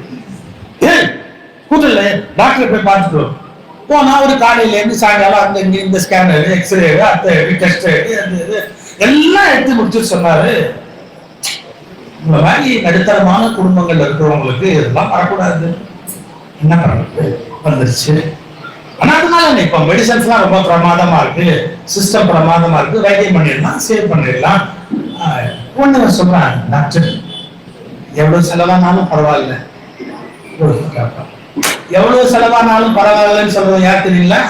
அடுத்தவன் செலவுல காப்பி குடிச்சே காசு சேர்க்கிறது. அடுத்தவன் செலவுல காப்பி குடிச்சே பஸ், ஒரு பஸ் ஸ்டாப் முன்னாடி இறங்கினா 4 நாள் மிச்சம்னு இறங்கலாம். இப்படி காசு சேர்த்தவன் என்ன சொல்றான், எவ்வளவு செலவானாலும் பரவாயில்ல சார், அவளை காப்பாத்துங்க சார், எனக்கு கல்யாணத்துக்கு பொண்ணு இருக்கு சார், பையன் வளர்ந்து நிக்கிறான் சார், இந்த வயசுல நான் இன்னொரு கல்யாணமும் பண்ண முடியாது சார், அதனாலயாவது இவளை காப்பாத்தினாதான் இந்த குடும்பத்தை காப்பாற்ற முடியும், எப்படியாவது காப்பாத்து. டாக்டர் சொல்றாரு அதெல்லாம் இப்ப ஒன்னும் பிரச்சனை இல்லை, இப்ப நல்ல நிறைய மெடிசின்ஸ் இருக்கு, நிறைய இடம் இருக்கு. என்ன செலவாகும், எவ்வளவு செலவாகும்னா ஒரு 15 லட்சம் ஆகும். எவ்வளவு கரெக்டா இவன் சேவிங்ஸ் அக்செப்ட் பண்ற ஒரு வார்த்தை. என்ன ஒரு 15 லட்சம், அவரு MBBS 5 வருஷமும் ஜோசியம் 2 வருஷமும் படிச்சிருக்காரு. இதெல்லாம் இவங்க எவ்வளவு இருக்குது எப்படி சார் கரெக்டா தெரியும்? ஒரு என்ன ஒரு 15 லட்சம் செலவு பண்ணீங்கன்னா அவங்க வீட காப்பாத்தி கொண்டாந்துடலாம்னாரு. இவன் சொன்னா பாருங்க, வட்டிக்கு வேணா கடன் வாங்கி தரேன். இப்போ பொருள் மீது வைத்திருக்கிற பற்று மனைவி மக்கள் மீது உள்ள பற்றால்தான் போச்சே ஒழிய ஞானத்தால போல. இன்னொரு அஞ்ஞானத்தால் இந்த அஞ்ஞானம் போகும். மனைவிக்கு செலவு பண்றான், மக்களுக்கு செலவு பண்றான், பாடுக்கிறான், படிக்க வைக்கிறான், பிள்ளைகளுக்கு ஆஸ்பத்திரிக்கு செலவு பண்றான், முடியலையோ மனைவி மக்களுக்கு அவன் செலவு பண்றான். இப்ப அடுத்தது அதை விட முக்கியம், எல்லா அனுபூதியும் இருக்கு. நீங்க பாருங்க, என்னுடைய புத்தகம் சின்னதா கந்தர் அனுபூதினு ஒண்ணு பழசிய பேர் கிடைக்கும், அதுல நான் வரிசையா எழுதியிருக்கேன். அது அனுபூதியில நம்முடைய எங்கெங்கெல்லாம் நம்ம லாக் ஆகிறோம், ஆசா நிகழம் சங்கிலி, இது வரிசையா அப்படியே போத்துக்கிட்டே போகும். மனைவி மக்கள் மீது உள்ள பற்று, பொருட்பற்று, இந்த பொருட்பற்ற மனைவி மக்கள் மீது உள்ள பற்றால விடுற மாதிரி மனைவி மக்கள் மீது உள்ள பற்றை எப்ப விடுவோம் தெரியுங்களா? நம் மீது நாம் வைத்திருக்கிற பற்றாலும் எப்படி தெரியுங்களா? நைட்டு முழுக்க ஷிஃப்ட், நீங்க ஒரு ஃபேக்டரியில வேலை பார்க்கறான், நைட் ஷிஃப்ட் பார்த்துட்டு வந்து வீட்டுல காலையில தூங்க முடியாம படுத்திருக்கிறான். ஒய்ஃப் என்ன பண்ணுவா, அவன் வழக்கமாக ராத்திரி தூங்கி காலம்புற எந்திரிச்சவன் சினிமாவை பார்க்கலாம்னு டிவியில சவுண்டா வைக்கிற பையன் எங்கேயாவது ஓடியாரா, கிரிக்கெட் வை நான் பார்க்கணும் அப்படின்னு கட்ட சத்தம் போடுறான். இந்த அப்பா என்ன வார்த்தை சொல்லுவாங்க, உங்களுக்கு அத்தான் ஓடா உழைச்சு நான் செத்து போறேன், ஒரு நிமிஷம் என்ன தூங்க விடுறீங்களா? சரி, உங்களெல்லாம் அடிச்சு விரட்டினா தான் நான் நிம்மதியா தூங்க முடியும், நீங்க இருக்கிற வரைக்கும் ஒரு நாள் என்னால நிம்மதியா தூங்க கூட முடியாதுன்னா. நல்ல கவனிச்சுக்கோங்க, யாருக்காக 15 லட்சம் போனாலும் பரவாயில்லைன்னு சொன்னாலும் என் தூக்கத்தை கெடுக்கிறீங்க அப்படின்ற போது கோபம் வரும். இது இப்படியே தள்ளி வச்சிருங்க. நீங்க பெரிய பிராண்டத்துக்கு வாங்க, ஒரு மீன் கிடைக்குது, அந்த மீன் தங்க மீனா கிடைக்குது, அதனால பற்று வச்சு தன்னை காப்பாத்திக்கலாம்னு அந்த நாயனார் மீனை பற்று வச்சு காப்பாத்தினாரா? பொருள் மீது உள்ள பற்றை விட்ட தூக்கி இருந்தார், மனசுல வச்சுக்கோங்க. இன்னொரு நாயனார் மனைவி மக்கள் மீது உள்ள பற்றை விட்டவர், இயற்பகை நாயனார் மனைவி மீது உள்ள பற்றை விட்டவர், சிறுத்தொண்ட நாயனார் தன்னுடைய மகன் மீது வைத்த பற்றை விட்டவர், மனைவி மக்கள் மீது உள்ள பற்றை விட்டவர்கள். சரி, இதுக்கப்புறம் விட முடியாதது தன் மீது தான் வைத்திருக்கிற பற்று. தன் மீது தான் வைத்திருக்கிற பற்றை விட்டவர் கண்ணப்ப நாயனார். இல்ல அவரு கண்ண தோண்டி சிவனுக்கு அப்புவாரா? நான் முக்கியம்னு நினைச்சாரா? தோண்டி அப்புறத்துக்கு ரெடியா இருந்தார். சோ இது ஒரு ஸ்பிரிச்சுவல் டிராவல். இந்த 3 பற்றுக்கள் மூவேடனை அதிலிருந்து விடுபட்டு வெளியில் போகிற ஒரு நிலை, அதை நோக்கி நம்ம போக தொடங்குகிற போது என்ன நடக்குது? இப்ப அனுபூதிய வெவ்வேறு கோணத்துல நாம பார்க்கலாம். அதுல முதல்ல இப்படி எடுத்துக்கோங்க, ஒரு question answer interaction between Murugan and Arunagirinathar. இவர் தான் முதல்ல கேட்கிறார். என்ன கேட்கிறாரு? நல்லா இருக்கணும்பா, நல்லா இருக்கணுமா? ஆமா. அப்ப அதுக்கு என்ன குவாலிபிகேஷன் நீ யோசிச்சியா? முருகன் கேட்கிறாரு. அப்பதான் அருணகிரிநாதர் அஷார ஒரு வார்த்தை, ஐ திங்க் என்னுடைய நலத்துக்கு எதிரி நான் தான். அந்த ரியலைசேஷன் பெரிய விஷயம். இல்லாட்டி இந்த வார்த்தை ஒழுங்கா பாருங்க, எல்லாம் வர என்னை இழந்த நலம் சொல்றான். அப்ப என்னை இழப்பது நலம் என்றால் என் வியாதி நான் தான். புரியுதா? என்னை இழந்தது நலம் என்றால் என் வியாதி என்ன? நான் தான் என் வியாதி. இப்ப நான்கிற வியாதியை விட பெரிய வியாதி இந்த உலகத்தில் இருக்க முடியுமா? கொஞ்சம் காம்ப்ளிகேட்டடான விஷயம். நான் திருவள்ளுவர் விழால பேசுற போது கூட கொஞ்சம் ட்ரை பண்ண லேசா சொல்றேன். நான்கிறது வெறும் கர்வம்னு நினைக்காதீங்க, பேசிக் ஐடென்டிட்டி, அது பேசிக் கான்சியஸ்னஸ். அது இல்லைன்னு சொன்னா நம்மளால உயிர் வாழவே முடியாது. ஏதோ ஒண்ணு வேணும்ல, ஏதோ ஒண்ணு புடிச்சுக்கணும் இல்ல. நீங்க பஞ்சு மிட்டாய் இருக்குல்ல, பஞ்சு மிட்டாய் எப்படி மிஷின்ல புசு புசு புசுன்னு வரும், அதை ஒரு குச்சியை விட்டுட்டு சுருட்ட வேண்டியது இல்ல பஞ்சு மிட்டாய. அது மாதிரி ஏதாவது ஒரு பேசிக்கா உங்க உள்ள இருந்தா தானே உங்களுடைய எல்லா விஷயங்களையும் நீங்க சேர்க்க முடியும். இந்த நான்ல 2 விஷயம் இருக்கு. அக்யூமுலேட்டட் ஐ, நீங்க சேகரிச்ச நான் ஒண்ணு இருக்கு. அப்புறம் நீங்களாகவே அஸ்யூம்டு ஐ, நீங்க புரிஞ்சு வச்சிருக்கிற நான் அப்படின்னு ஒண்ணு உண்டு. அக்யூமுலேட்டட், அஸ்யூம்டு, நான் நிறைய விஷயங்கள் உள்ளடக்கிறது. நான் எல்லாத்தையும் நீங்க ஒரு நாள் ஓபன் பண்ணி சொல்ல முடியாது. ஆனா ஒண்ணு யோசிக்கணும், பேசிக்கலா அந்த தாக்கை இல்லாம ஒரு குச்சி இல்லாம பஞ்சு மிட்டாயை உங்களால சேர்க்க முடியாது. இப்ப இதே தெருவுல நீங்க சில சித்த புருஷர்கள் போகும்போது அவங்க எதை முதல்ல இழக்கிறாங்கன்னா தன்னுடைய பேசிக் நான் யாருன்னே தனக்கு தெரியாது. தான் யாரு, என்ன என்ன ஆனா பொண்ணா, முதலியாரா செச்சியாரா, எந்த ஊரு, எதுவுமே அவங்களுக்கு தெரியாது.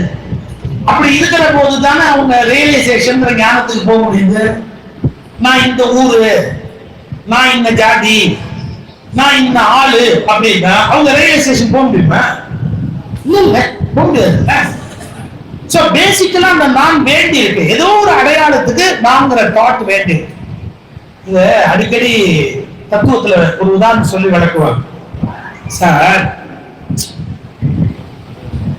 ஒரு சாண்டியார்ட்ட ஒருத்தர் போலாம், ஒரு பூனை வந்தான்.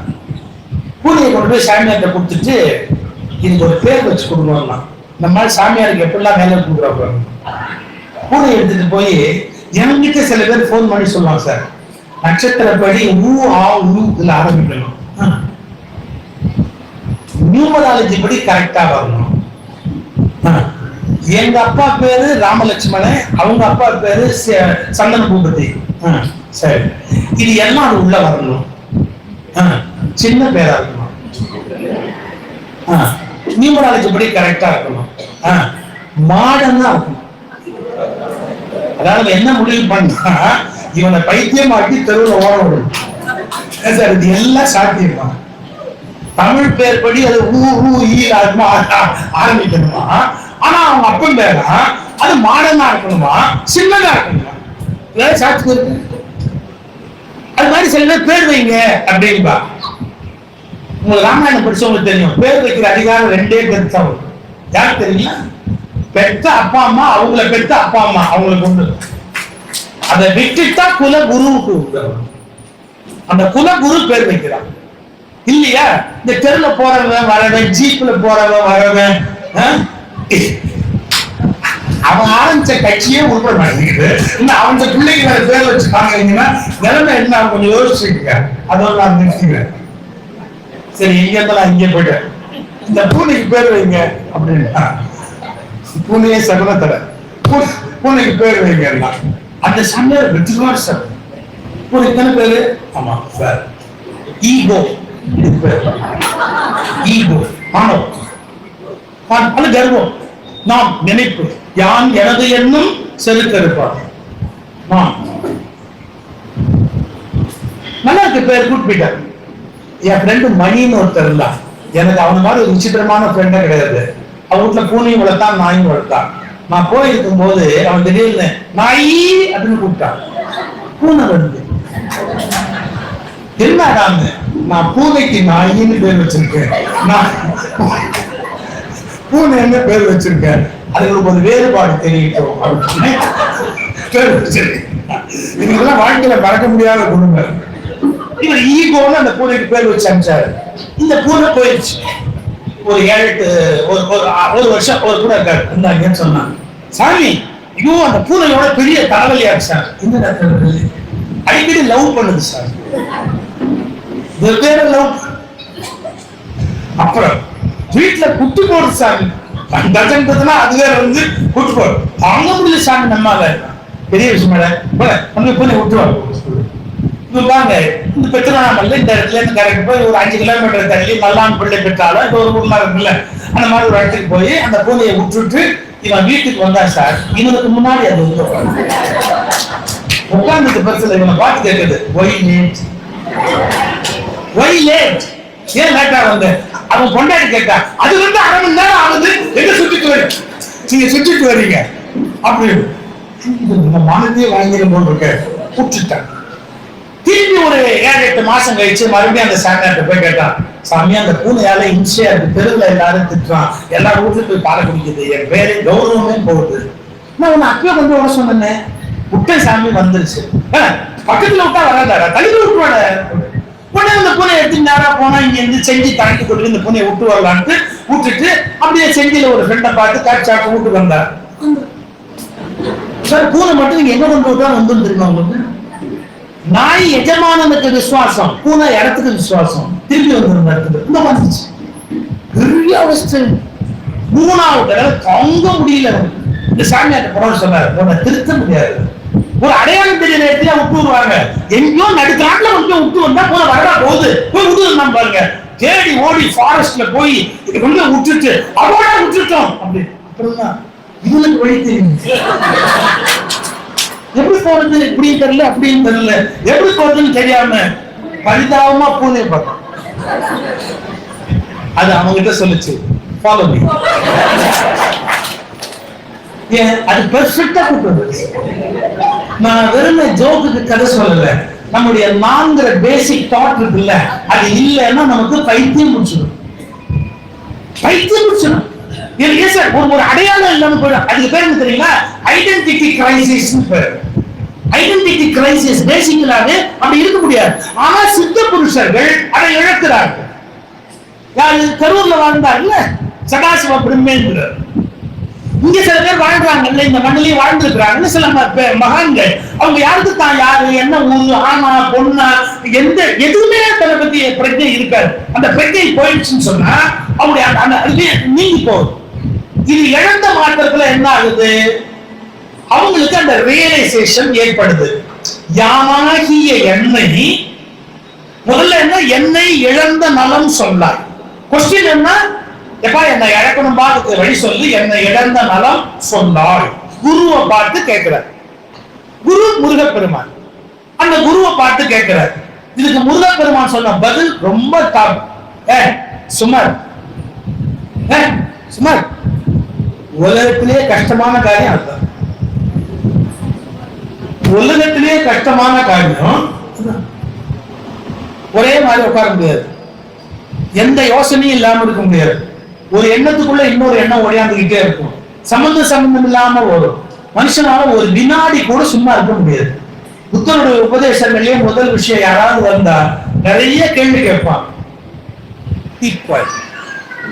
ஒரு 10 நாள் மௌனமா பேசாம பண்ண, இங்கே 10 நாள் அப்புறமா பதில் சொல்றேன், உன் கேள்விக்கெல்லாம் அப்புறம் பதில் சொல்றேன். இன்னும் கூட உனக்கு பண்ணுவாரு. சில பேர் ரொம்ப கேள்வி கேட்ட உடனே 1 வருஷம் என் கூட மௌனமா இருக்க முடியுமா? கூடவே உன் எல்லா கேள்விக்கும் பதில் சொல்றாரு. ஒரு ஆச்சரியம் சொல்லட்டுமா? அவன் சரியான உடனே கூட இருக்கிறவங்க சிரிப்பான். சிரிப்பான். ஏன்டா சிரிக்கிறீங்க அம்மா? இப்படிதான் நாங்க சிரிக்கணும். அப்போ 1 வருஷம் கழிச்சு என்ன ஆகும்னா கேள்வி செத்துடும். 1 வருஷம் கழிச்சு என்ன ஆகும்? கேள்வி செத்துடும். இன்னைக்கு சொல்லட்டுமா, உங்கள் எல்லா கேள்விகளுக்கும் பதில் சொல்லிக் கொண்டிருக்கிறவன் குரு அல்ல, கேள்விகள் அற்றவர்களாக உங்களை ஆக்குகிறவன் தான் உண்மையான குரு. உங்கள் கேள்விகளுக்கு 3 கேள்விகளுக்கு 300 ரூபாய் வாங்கிக் கொண்டிருக்கிறவன் ஒருபோதும் உங்கள் குருவே இல்லை. உங்களை கேள்விகள் அற்றவர்களாக ஆக்கினால் அவன் தான் உங்களுடைய உண்மையான குரு. எவனுடைய சன்னிதானத்தில் உங்களுக்கு கேள்வியை பிறக்கவில்லையோ அவன் உங்களுடைய வாழ்நாள் குரு என்பதை தெரிந்து கொள்ளுங்கள். இப்ப இவரு சம்பாஷணை பண்றார், நமக்காக பண்றார். என்ன நடந்தது அப்படி? என்னை இழந்த நலம் சொன்னாய். குருவோட உபதேசம் என்ன? சும்மா சொல்ல, முதல்ல பேச்ச விடு, சொல்லாத, சும்மா. இந்த மௌனம் பல வகை. வாயால மௌனமா இருக்கிறது, உடம்பால மௌனமா இருக்கிறது, மனசுல மௌனமா இருக்கிறது, மனோ மௌனம், கஷ்ட மௌனம், வாக் மௌனம், எல்லா மௌனமும் சேர்ந்து சித்திக்கணும். சும்மா இரு, சொல்லாத இருந்தால. அப்ப என்ன நடந்தது? அவனுக்குள்ள என்ன மாற்றம் ஏற்பட்டது? ஆசா நிகழும் துகளாயினபின் பேசா அனுபூதி பெறும். இவனுக்கு உள்ள இருக்கிற ஆசை சங்கிலி, நிகழம்னா சங்கிலி, அந்த வரிசை அப்படியே போயிட்டே இருக்கும். ஆசா நிகழம் ஒன்னோட ஒண்ணு வளையும். துகளாயின பின் எல்லாம் அருந்து போச்சு. பின் பேசாம அனுபூதி பிறந்தது. அந்த நிலை அவனுக்கு பிறந்தது. கடைசியா என்ன நடந்தது அப்படிங்கிறார். யானாகிய என்னை வழங்கி என்ன டோட்டலா அது விழுங்கிருச்சு. யானாகிய என்னை விழுங்கி பெரும் தானாய் நிலை நின்றது தற்பர். என்ன அது முடிஞ்சிருச்சு, அது தானா நிக்குது. இப்ப நீங்க பார்க்கறதுக்கு அருணகிரிநாதர் நம்ம சொல்றோமே ஒழிய இவரை உண்மை நம்ம அருணகிரிநாதர் சொல்லக்கூடாது, அருணகிரிநாத முருகன் சொல்லணும். இவர் அருணகிரிநாத முருகன் சொல்லணும். கண்டமாணி சிவம்னு போடுவாங்கல்ல, சிவனாகராகன்னு, அது மாதிரி இவர் அருணகிரிநாத முருகன், பாம்பன் முருகன், வள்ளலார் முருகன், அதாவது அந்தந்த முருகன் நிலைக்கு அவங்க போறாங்க. சார் இதை நீங்க பல பேர் புரிஞ்சுக்க மாட்டேங்கிறாங்க. நீங்க வெளியிலேருந்து வந்த ஒரு வைதீக வழிபாட்டு முறைக்கும் இந்த மண்ணுல தோன்றிய வழிபாட்டு முறைக்கும் என்ன வித்தியாசம்னு கேட்டா, இங்கு வையத்துள் வாழ்வாங்கு வாழ்ந்து பிறகு வானுரையின் தெய்வத்துள் ஏகிய ஞானிகள் சமாதிகள் தான் பெரிய கோயில்களாக மலர்ந்திருக்கிறது. இது இந்த மண்ணினுடைய அமைப்பு முறை. ஒரு மந்திரத்தையோ எந்திரத்தையோ கிரியேட் பண்ணி அங்க கடவுளுடைய ஆற்றலை பிரதிஷ்டை பண்றேன் அப்படிங்கிறது வெளியில் இருந்து வந்தவர்கள் காட்டிய வழிமுறை. இந்த மண்ணில் நடுகள் அல்லது அவர்களுக்கான சமாதி, அதில் மேலே பிரதிஷ்டை செய்யப்பட்ட சிவலிங்கம், அதில் பிரதிஷ்டை செய்யப்பட்ட முருகன் சிலை, இப்படித்தான் உருவாயிருக்கே ஒழிய அது இந்த மண்ணினுடைய விசேஷமான வழிபாட்டு முறை. எது சொன்னாலுமே இப்ப என்ன கேட்கிறாங்க, எவிடன்ஸ் இருக்கா அப்படிங்கிறாங்க. அப்புறம் நம்ம எது சொன்னாலும் அது எவிடன்ஸ் இல்லைங்கிறாங்க. உங்களுக்கு எப்படி பதில் சொல்றது? இது தமிழ்நாடு வரலாறு சங்ககால வாழ்வியல். இதுல கட்டுரை எழுதியிருக்கிற எல்லாருமே ஜெயின்ஸ், சாதாரணமான ஆட்கள் இல்ல. ஜெயின்ட் டாக்டர் மீனாட்சி சுந்தரம், சுப்பராயலு, காத்தா திருநாவுக்கரசு, கொண்டல் மகாதேவன், டாக்டர் கோ தங்கவேலு, பா சுந்தரேசன், பன்னி செலுத்தகர் பா சுந்தரேசன், கொடுமுடி சண்முகம், டாக்டர் தங்கவேலு, இவங்க எழுதி தமிழ்நாடு அரசு வெளியிட்டு இருக்கிற ஒரு புஸ்தகம். இதுல எதுக்கு சொல்ல வருது கேட்டீங்கன்னா, தமிழருடைய வழிபாட்டு முறை அப்படின்னு வரும்போது அந்த இடம் எப்படிப்பட்ட இடம், அந்த வழிபாட்டு முறையா நடுகளில் இறந்த வீரனுடைய வடிவத்தையும் பெயரையும் சாதனைகளையும் குறிப்பது சங்க காலத்திய வழக்கம். பிற்கால வீரர் கற்களில் மறைந்த வீரனுடைய வடிவமும் அவருடைய படைக்கருவிகளும் பிற பொருள்களும் செதுக்கப்பட்டுள்ளதை இன்றும் காணலாம். அப்புறம் இன்னொரு இடம், தென்னிந்தியாவில் திருக்கோயில்களின் தோற்றமும் வளர்ச்சியும் பற்றி ஆராய்ந்த அறிஞர்களும் தமிழகத்தின் பெரும்பாலான கோயில்கள் நடுகள், அதாவது சமாதி, நினைவு சின்னங்களை அமைக்கும் பழக்கத்தில் இருந்து தோன்றி வளர்ந்தவையாகவே இருக்க வேண்டும். இந்த முடிவுக்கு யார் வரா தெரியுங்களா? Venkata Ramanaiah, origin and development of South India temple architecture. பேர நல்ல கவனிக்கணும். வெங்கட ரமணையா அவர் சொல்றார், தமிழ்நாட்டில் தோன்றி வளர்ந்த கோயில்கள் நடுகள் அல்லது சமாதி, அதிலிருந்து உருவானவை. ஏன்னா இந்த மண்ணுக்குன்னு ஒரு வழிபாட்டு முறை தெரியுமா? குருவே சிவம் என கூறினன் நந்தி. இதுதான் இந்த மண்ணோட வழிபாட்டு முறை. இவர்களுக்கு யார் குருவா இருக்கிறானோ அந்த குரு மறைந்த பிறகு அந்த இடத்துல அவன் ஜீவ சமாதி கொள்றான். அப்போ அவனுடைய இந்த எலும்பும் தோலுமான உடம்பு நீங்கி அவன் ஒளி உடம்பு மட்டுமே அங்கு வழிகாட்டுகிற ஒரு நிலை உருவாகிறது. இதை நம்ம புரிஞ்சுக்காம என்ன பண்றோம், என்ன மாதிரி நினைக்கிறோம், இல்ல புராண கதைகள் எல்லாம் சொன்ன மாதிரி தான் அந்த வழிபாடு இருக்கிறதே ஒழிய அது ஒருத்தருடைய ஜீவ சமாதின்னு சொல்லிட்டா நம்ம மதத்துக்கு கேடு அப்படின்னு நினைக்கிறாங்க. நினைக்க கூடாது. எப்படி வந்தது, எப்படி இந்த மரபு உருவாயிற்று அப்படிங்கிறது நமக்கு தெரியும். நான் குறிப்பிட்டது அதே மாதிரி ஹீரோ ஸ்டோன்ஸ் நடுகல்ல பற்றிய ஒரு செய்தி. இது ஒரு செய்தி. பிறகு முருகன் வழிபாடு எப்படி தோன்றிட்டு, சங்ககால தமிழகம் இந்து சமயத்திற்கு வழங்கியுள்ள மாண்புமிகு முருக வழிபாடு, மாண்புமிகு பக்த சிறந்த வழிபாடு முருக வழிபாடாகும். தமிழனுடைய குறிஞ்சின தெய்வமாகிய முருகன் சங்க காலத்தில் முதன்மையான தெய்வமாக விளங்கினான். இதெல்லாம் எழுதிக்கிட்டே போறாரு. அதுக்கப்புறம் அவன் கடப்பு மாலை அணிந்து விளங்குவான், போரை விரும்புவான், வெல்லும் போரில் வல்ல முருகன் என போற்றப்படுகிறான். போருக்கு புறப்படும் அரசனுடைய சீற்றம் முருகனுடைய கடும் சீற்றத்திற்கு ஒப்பானது என்று பண்டை தமிழ் இலக்கியங்கள் கூறுகின்றன. இதெல்லாம் சங்க காலத்துல முருகன் என்பவன் முருகு என்ற நிலையுடையவன் முருகன் அப்படிங்கிற அர்த்தத்துல வருது. இது கொஞ்சம் ஆழமான விஷயம் சார். முருகு என்பது ஒரு நிலை, கந்தழி என்பது ஒரு நிலை. அந்த நிலையில் இருப்பவர் ஆணாகிற போது முருகன் என்று அழைக்கப்படுகிறார். இது நான் சொன்ன போது பல பேர் புரிஞ்சுக்கல. மருதமலை ஆண்டவர்னு இருந்தது பேரு. அதுக்கு பிறகு மருதமலை ஆண்டவர்னு பேர் இருந்தத சுப்பிரமணிய சுவாமி தேவஸ்தானம்னு மாற்றினாங்க. பழனி ஆண்டவர் திருக்கோயில் இருந்தது, அது சுப்பிரமணிய தேவஸ்தானம்னு மாத்தினாங்க. திருச்செந்தூர் செந்தில் ஆண்டவர் திருக்கோயில் இருந்தது, சுப்பிரமணிய தேவஸ்தானம்னு மாத்தினாங்க. இதுல ஒரு பெரிய சூழ்ச்சி உள்ளடங்கி இருக்கு. அதை நான் சொல்றதுக்கு தயக்கப்பட விரும்பல, நான் சொல்ல விரும்புறேன். அந்த உலகத்துல வழிபாட்டினுடைய மூலத்தை நம்ம முதல்ல தெரிஞ்சுக்கணும். ஞானம் அடைகிற ஒவ்வொருவரும் இறைவனாக முடியும் என்பது தமிழ் மண்ணின் கோட்பாடு. ஞானம் அடைகிற ஒவ்வொருவரும் இறைவனாக முடியும். இறைவன் ஆகல, இறைவன்கிறத உணர்வார். தன்னை வேக்கும் காலி ஆக்கணும். சார், ஒரு இடத்துல நீங்க காத்து உள்ள இடம், இன்னொரு இடத்துல வேற ஏதோ ஒண்ணு இருக்கு, எல்லாத்தையும் எடுத்து காட்ட உருவிடுங்க. இங்க இருக்கிற காத்து இங்க போகுமா இல்லையா? ஒரு வேக்கும் எங்க ஏற்பட்டாலும், இப்ப சூறாவளி எப்படி உண்டாகுது? எங்கேயோ ஒரு வேக்கம் உண்டாகுது, உடனே காற்றழுத்த மண்டலம் வேற, எல்லா காற்று அங்க போகுது, காற்றழுத்த மண்டலம் அங்க உருவாகுது. நாம நிரம்பி வழிகிறோம். எதில் நிரம்பி வழிகிறோம்? அகங்காரத்திலும் மமகாரத்திலும் பொருள் ஆசையிலும் மனைவி மக்கள் ஆசையிலும் நிரம்பி வழிகிறோம். இவற்றை எல்லாம் எடுத்து நம்மை காலியாக்கிய மறுக்கணமே அது பரம்பொருளால் நிரப்பப்படுகிறது. பரம்பொருள் அந்த இடத்தை முழுமையா ஆக்குமை பண்ணிடு. இத கபீர் ஒரு பாட்டுல சொல்றாரு, நான் என்ன செய்தேன்? வெறும் காலி புல்லாங்குழலாய் இருந்தேன். கபீருடைய வார்த்தை. நான் என்ன செய்தேன்? வெறும் காலி புல்லாங்குழலாய் இருந்தேன். புல்லாங்குழலில் ஏதேனும் நிரப்பினால் கீர்த்தனம் புறப்படுமோ?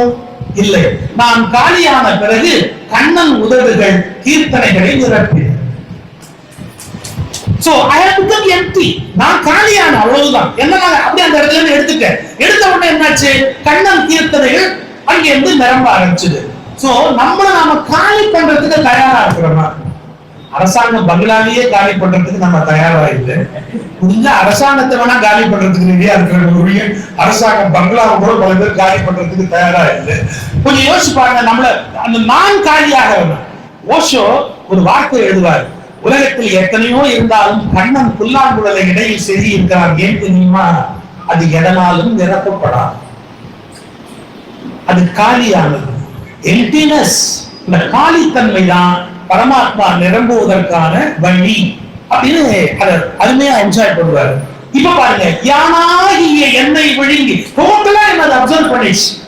வெறும் தானாய் நிலை நின்றது. இன்னும் குழந்தைக்கு கூட புரியணும்னா உதாரணம் சொல்றேன். யூடியூப்ல போய் அனிமல்ஸ் அதை பத்திய சேனல் பாருங்க. அதுல பாம்புகளுடைய வாழ்க்கையை பாருங்க. பாம்பெல்லாம் பார்த்தா பயமா இருக்காது, பக்கத்து வீட்டுக்காரனோட நல்லா. நான் ஒரு காட்சி பார்த்து அசந்து போயிட்டேன். ஒரு ரிசர்ச் இன்ஸ்டிடியூட்ல ஒரு பாம்பு அதனுடைய இயல்பு வாழ்க்கை எல்லாத்தையும் கண்டுபிடிக்கிறதுக்கு ஒரு சிப்பு உள்ள வச்சுட்டாங்க. அதை ஆபரேட் பண்ணி ஒரு சிப்பு உள்ள வச்சுட்டாங்க. உள்ள வச்சு அந்த பாம்பு ஊற்றிட்டான், காட்டுக்குள்ள விட்டான் பாடி பேசாம. அது எங்க போனாலும் இந்த கம்ப்யூட்டர்ல அது காட்டும். அதனுடைய ரீடிங் லைஃப் எல்லாமே காட்டும். அது எலி தின்னுச்சா, அது மூஞ்சல் தின்னுச்சா, அது இன்னொரு பாம்போட சண்டை போட்டுச்சா, யாராவது அதை கடிச்சுதா, எல்லாம் தெரியும். கொஞ்ச நாள் கழிச்சு சார், ஒரு 3-4 மாசம் கழிச்சு என்ன நடக்குதுன்னு கேட்டா, இந்த பாம்போட லைஃப் அவன் ஸ்டடி பண்ணிட்டான். இத மாம்பா பாம்பு ஏதோ பேர் வைப்பான், அதுக்கெல்லாம் அப்படிலாம் பேர் வச்சு அதை ஹிஸ்டரி எழுதுறான். அது இதை விரும்பி சாப்பிடும், இந்த மாதிரி இரவு நேரத்தில் புறப்படும், அது இப்படிப்பட்ட விலங்குகளை கடிக்கும், இப்படி சண்டை இருந்து எல்லாம் ட்ரேஸ் அவுட் பண்ணிட்டே வந்தான் சார். திடீர்னு ரீடிங் தப்பா வருது. ஒரு ரீடிங் பொறுத்துமா வர மாட்டேங்குது, என்டையர்லி டிஃபரெண்டா வருது. இவங்க ஒண்ணுமே புரியவே இல்லை. உடனே அந்த டீம் புரட்டு காட்டுக்குள்ள போய் அந்த பாம்பு எங்க இருக்கு என்னன்னு தேடினா பயங்கர ஆச்சரியம். என்ன, அது ஒரு மலைப்பாம்புக்குள்ள இருக்கு. மலைப்பாம்பு என்ன பண்ணணும், வாயை திறந்துக்கும். இந்த மாதிரி ஒரு பாம்பு வந்தா டைம் அப்படியே உள்ள வாங்க. யானாகிய என்னை விழுங்கி வெறும் தானாய் நிலை நின்றது தற்பது. இப்ப ரீடிங் என்ன காட்டுதுன்னா மலைப்பாம்பு ரீடிங்கே காட்டுதெல்லாம். அதான் உண்மை.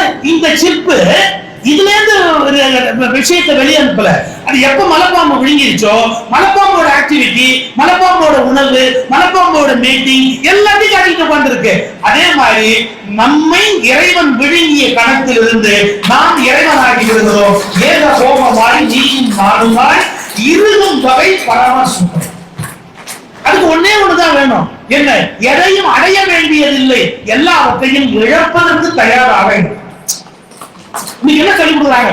இந்த டெக்னிக் மூலமா கடவுளை கண்டுபிடிக்கலாம், அந்த டெக்னிக் மூலம். ஒரு டெக்னிக்கும் பருப்பு வேறாது.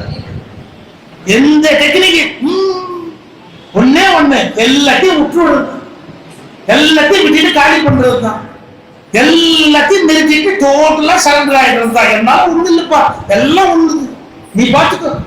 ஆட்டோமேட்டிக்கா அந்த அந்த நம்முடைய நான் கழித்து போத அந்த நான் அப்படியே வந்து உட்காரு. அதனால சொன்னேன், முருகு என்பது ஒரு மனிதன் என்று கொள்ள வேண்டாம், முருகு என்பது ஒரு நிலை. இப்ப நான் சொன்ன உடனே நீங்க யோசிப்பீங்க, முருகனை போய் வேறு ஒரு மனிதன் சொல்ல ஒரு ரெண்டு விஷயம் சொல்லிட்டு போறேன். நமக்கு தெரிஞ்சு ஞானசம்பந்த பெருமான், ஞானசம்பந்தர்னு சொல்லி அவருக்கு புராணம் இருக்கு, வரலாறு இருக்கு, பெரிய புராணம் இருக்கு, எல்லாம் இருக்கு.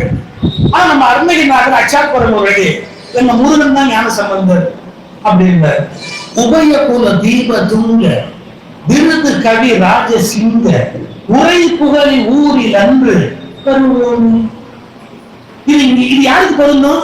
ஞானசம்பந்தருக்குரியது. அந்த முருகனுக்கு சொல்றாரு அவரு.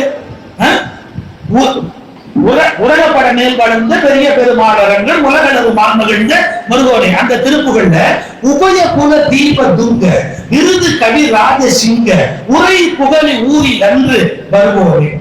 இந்த ஒரு இடத்துல நீங்க எடுத்து யோசிச்சு பார்த்தா என்ன நடந்தது? ஞானசம்பந்தர் முருகன் என சிவனுடைய குமாரன் அந்த தன்மையினை எழுதி இருக்கிறார். இது ஒரு கோணம். உருத்திரசன்மனுடைய வரலாறு இருக்குங்க. உருத்திரசன்மன் முருகன் அப்படிங்கிறதுக்கான சில குறிப்பு இருக்கு. அதெல்லாம் நீங்க யோசிச்சு பார்த்தாதான் மனித நிலையில் உயர்நிலை பெற்ற தெய்வ நிலை பெற்றவர்கள் முருகன் என்று கொண்டாடப்படுகிறார்கள். அப்ப அருணகிரியாரை நம்ம என்ன சொல்லணும்? அருணகிரி முருகன் என்று அழைக்க வேண்டிய கட்டாயம் என்ன அப்படிங்கிறதுக்கு இதுதான் ஒரு அடையாளம். சரி, இப்ப அது சான்றோட திருப்புகள்ல இருந்து இவரை வச்சு பேசுறது ரொம்ப கஷ்டம். திருப்புகழ் அத்தனையும் அத்துக்கொடு. ஒரு வார்த்தை நான் தப்பா பேசுறேன். மற்ற ஊர்ல தைரியமா ஏதோ ஒண்ணு ரெண்டு அப்படி அடிச்சு விட்டா யாரும் கேட்கறதுக்கு ஆளு. இவர் கோர்ட்லயே இவரை யாரும் அப்படி பண்ண முடியாது, திருப்புகள்ல பண்ணவே முடியாது, திருப்புகள்ல கரைச்சு கொடுத்துருவாரு. ஆனாலும் இப்ப சொல்றேன், அருணகிரிநாதர் அருணகிரி முருகன் அழைக்கலாமா? அவங்க ரெண்டு பேரும் ஏகபோகமாய் நீயும் நானுமாய் இருக்கும் அந்த நிலை ஏற்பட்டதா அப்படின்னா அவர் சொல்றாரு, இரு நோய் மலத்தை சிவ ஒளியால் விரட்டி, இரு நோய் மலத்தை சிவ ஒளியால் விரட்டி என்னை இனிதாய் அழைத்து, அன்பா கூட்டாரா, என்னை இனிதாய் அழைத்து. அப்புறம் எனது முடி மேலே, அருணகிரிநாதருடைய திருமுடி மேல இணைதான் அழித்து, சரி அவர் திருவடியை இணைதான் அழித்தார். கூட்டாரா, உனது மயில் மேல் இருத்தி, எப்படி மயில்ல முருகப்பெருமான் உட்கார்ந்து இருக்கிறாரோ அப்படி அருணகிரிநாதர் உட்காந்து வச்சுட்டார் இல்லையா? இப்ப பாட்டு பாருங்க, இருநோய் மலத்தை சிவ ஒளியால் மிரட்டி என்னை இனிதாய் அடித்து முடிமேலே இணைதான் அடித்து உனது மயில் மேல் இருத்தி, அப்புறம் ஒளிர் அயில் மேல் அழித்து, கையில வேலையும் கொடுத்துட்டாரு. அதான் முருகனுடைய பரம்பரையில வருகிற அடியார்கள் கௌமார சமயத்துல வர்றவங்க அவங்க ஒரு வேல் வச்சிருப்பாங்க, அவங்க ஒரு வேல் தாழிதான் நிற்பாங்க. கௌமான படத்துல எடுத்துக்கிட்டீங்கன்னா முதல் குரு முதல்வர் அங்க இருக்கிற தண்டவாணிக்கு கீழே தான் அடங்கி இருக்கிறார். கரெக்டா அவருடைய சமாதி அதுக்கு கீழே நேரம் அப்படியே. அதுக்கு அடுத்து வந்த சுவாமிகள் வந்து முதல்ல வந்து ராமானந்தர், அதுக்கு அடுத்து வந்த சுவாமிகள் கரெக்டா அந்த பலிபடத்துக்கு கீழே மயிலுக்கு கீழே அவருடைய சமாதி இருக்கு. அதுக்கப்புறம் வந்த சுந்தர சாமிகள் அந்த பலிபீடத்துக்கு கீழே அவருடைய சமாதி வச்சாங்க. என்ன புரிஞ்சுக்கணும்? இவங்க வெவ்வேறு வடிவத்துல உருவத்துல இருந்தா கூட முருகனை நினைந்து நினைந்து உணர்ந்து உணர்ந்து உணர்ந்து இவர்கள் முருக நிலை எழுதுகிறார்கள். அப்படிங்கிறது தான் இந்த வழிபாட்டினுடைய மிக உயர்ந்த நிலை. அதான் கௌமார சமயத்தினுடைய பெருநிலை. அப்ப அவங்களுக்கு வேல் உண்டு, அவங்களுக்கு மயில் உண்டு, அவங்களுக்கு கொடி உண்டு, அவங்க அதுவாகவே வணங்கப்படுகிற தன்மை உண்டு. இருநோய் மலத்தை சிவ ஒளியால் திரட்டி என எளிதாய் அழைத்து எனது முடிநேடு இணையால் அடித்து உனது மயிலே இருத்தி ஒளிர் அயில்வேல் அடித்து மகிழ இருவோரும் ஒருவாக கையிலே. நம்ம ரெண்டு பேரும் ஒரே ஆளா கையிக்கு போயிட்டோம். அப்ப நம்ம ரெண்டு பேரும் ஒரே ஆளா கையிக்கு போயிட்டோம் அப்படின்னு சொன்னா அடியார்கள் அந்த தன்மையினை பெற்று அதே நிலை முருகு என்ற நிலையை பெறுகிறார்கள். இத முதல்ல வேண்டுகிறார், எனக்கு தரணும் அப்படின்னு கேட்டது. யோகத்தை சேருமாறு நீ ஞானத்தை போதியாய், யோகத்தை சேருமாறு நீ ஞானத்தை போதியாய், எனக்கு சொல்லி கொடுன்னு கேட்ட பாட்டு இருக்கு. நான் அந்த நிலை அடைஞ்சிட்டேன் அப்படின்னு சொன்ன பாட்டு இருக்கு. எனவே இந்த நிலை அடைகிற போது, முருகு என்ற நிலையை அடைகிற போது அவர்கள் முருகன் என்ற தன்மையில் வணங்கத்தக்கவர்களாக ஆகிறார்கள்.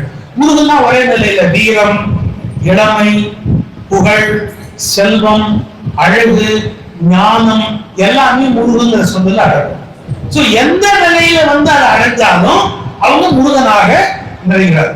ஒரு மருதமலையில ஒரு சித்தர் இருந்திருக்கலாம், பழனியில போகர் இருந்திருக்கலாம். அப்படி அவர்கள் ஒவ்வொரு இடத்துல ஒவ்வொரு பெரிய திருச்செந்தூர்லயும் பின்னால வந்து சிவலிங்கத்தை பூஜை பண்ணாருன்னு பின்னால இருக்கு சார். என்னுடைய அபிப்பிராயம் அதுவும் ஜீவ சமாதி தான். திருச்செந்தூர்ல முருகப்பெருமானுக்கு பின்னால ஒரு 5 லிங்கம், பஞ்சலிங்கமா இருக்கும். அது ஒரு கண்டிப்பாக அது ஒரு சித்தருடைய ஜீவ சமாதியா தான் இருக்கணும். அந்த முருகனை வணங்குற ஒரு பெரியவருடைய ஜீவ சமாதியா மட்டும்தான் இருக்க முடியும். நாம வரலாறுகளை ஒழுங்காக தொகுப்பதில்லை, வரலாறுகளை ஒழுங்காக படிப்பதில்லை. அதை விட மிக முக்கியம், படிக்காமலேயே பேசுவதில் மிக வல்லவர்களாக ஆகிவிட்டோம். அதுவும் நம்முடைய யூடியூப் பல்கலைக்கழக பேராசிரியர்களும் வாட்ஸ்அப் டாக்டர்களும் பேசுகிற பேச்சு இந்த உலகத்தில் யாராலும் கண்டறிய முடியாத பேர் உண்மைகள். வாட்ஸ்அப் பல்கலைக்கழகத்துல டாக்டரேட் வாங்கி பேசுவோம், தோன்றதெல்லாம் பேசுவோம். இந்த ஒரு பாட்டுக்கு ஒரு என்ன, அழிந்தேல் அழித்து மகிழ இருவோரும் ஒருவாகு எனது. இந்த நிலை முருகனை வணங்குகிறவர் முருகனுடைய நிலை பெறுகிறார் என்கிற அற்புதமான தன்மை, இருவரும் ஒருவனாக இணைகிற அழகு இது திருக்குறளில் பேசப்பட்டிருக்கிறது. அந்த அனுபூதி நிலை அடைவதற்கு சத்குருநாதர் அருணகிரிநாதர் வழியிருக்க வேணும். இந்த இடத்துல இந்த மண்டபம்லாம் கட்டி முடிஞ்ச உடனே முன்னால ஒரு அழகான அந்த மண்டபம் உருவாகுது.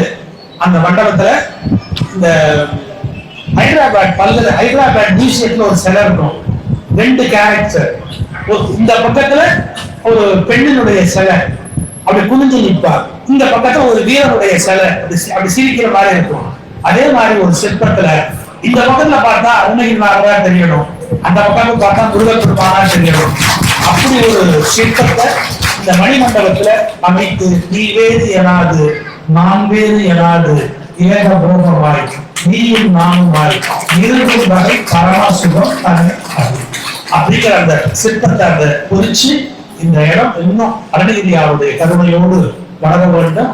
ஐயாவுக்கு இந்த விருதெல்லாம் இந்த மாதிரி ஆயிரக்கணக்கான விருது பெற்றவர்கள், அவரோடு பக்கத்தில் நான் இருந்தது எனக்கு விருது என்பதை இந்த நேரத்தில் சொல்லப்படும். மேலும் மேலும் இந்த பணிகளை அன்பர்கள் செய்து இந்த இடம் புலிவுடைய ஒரு பெரும் தலமாய் இருக்க வேண்டும் என்ற பிரார்த்தனையை தெரிவித்து இந்த அளவில் விடைபெறுகிறேன். நன்றி.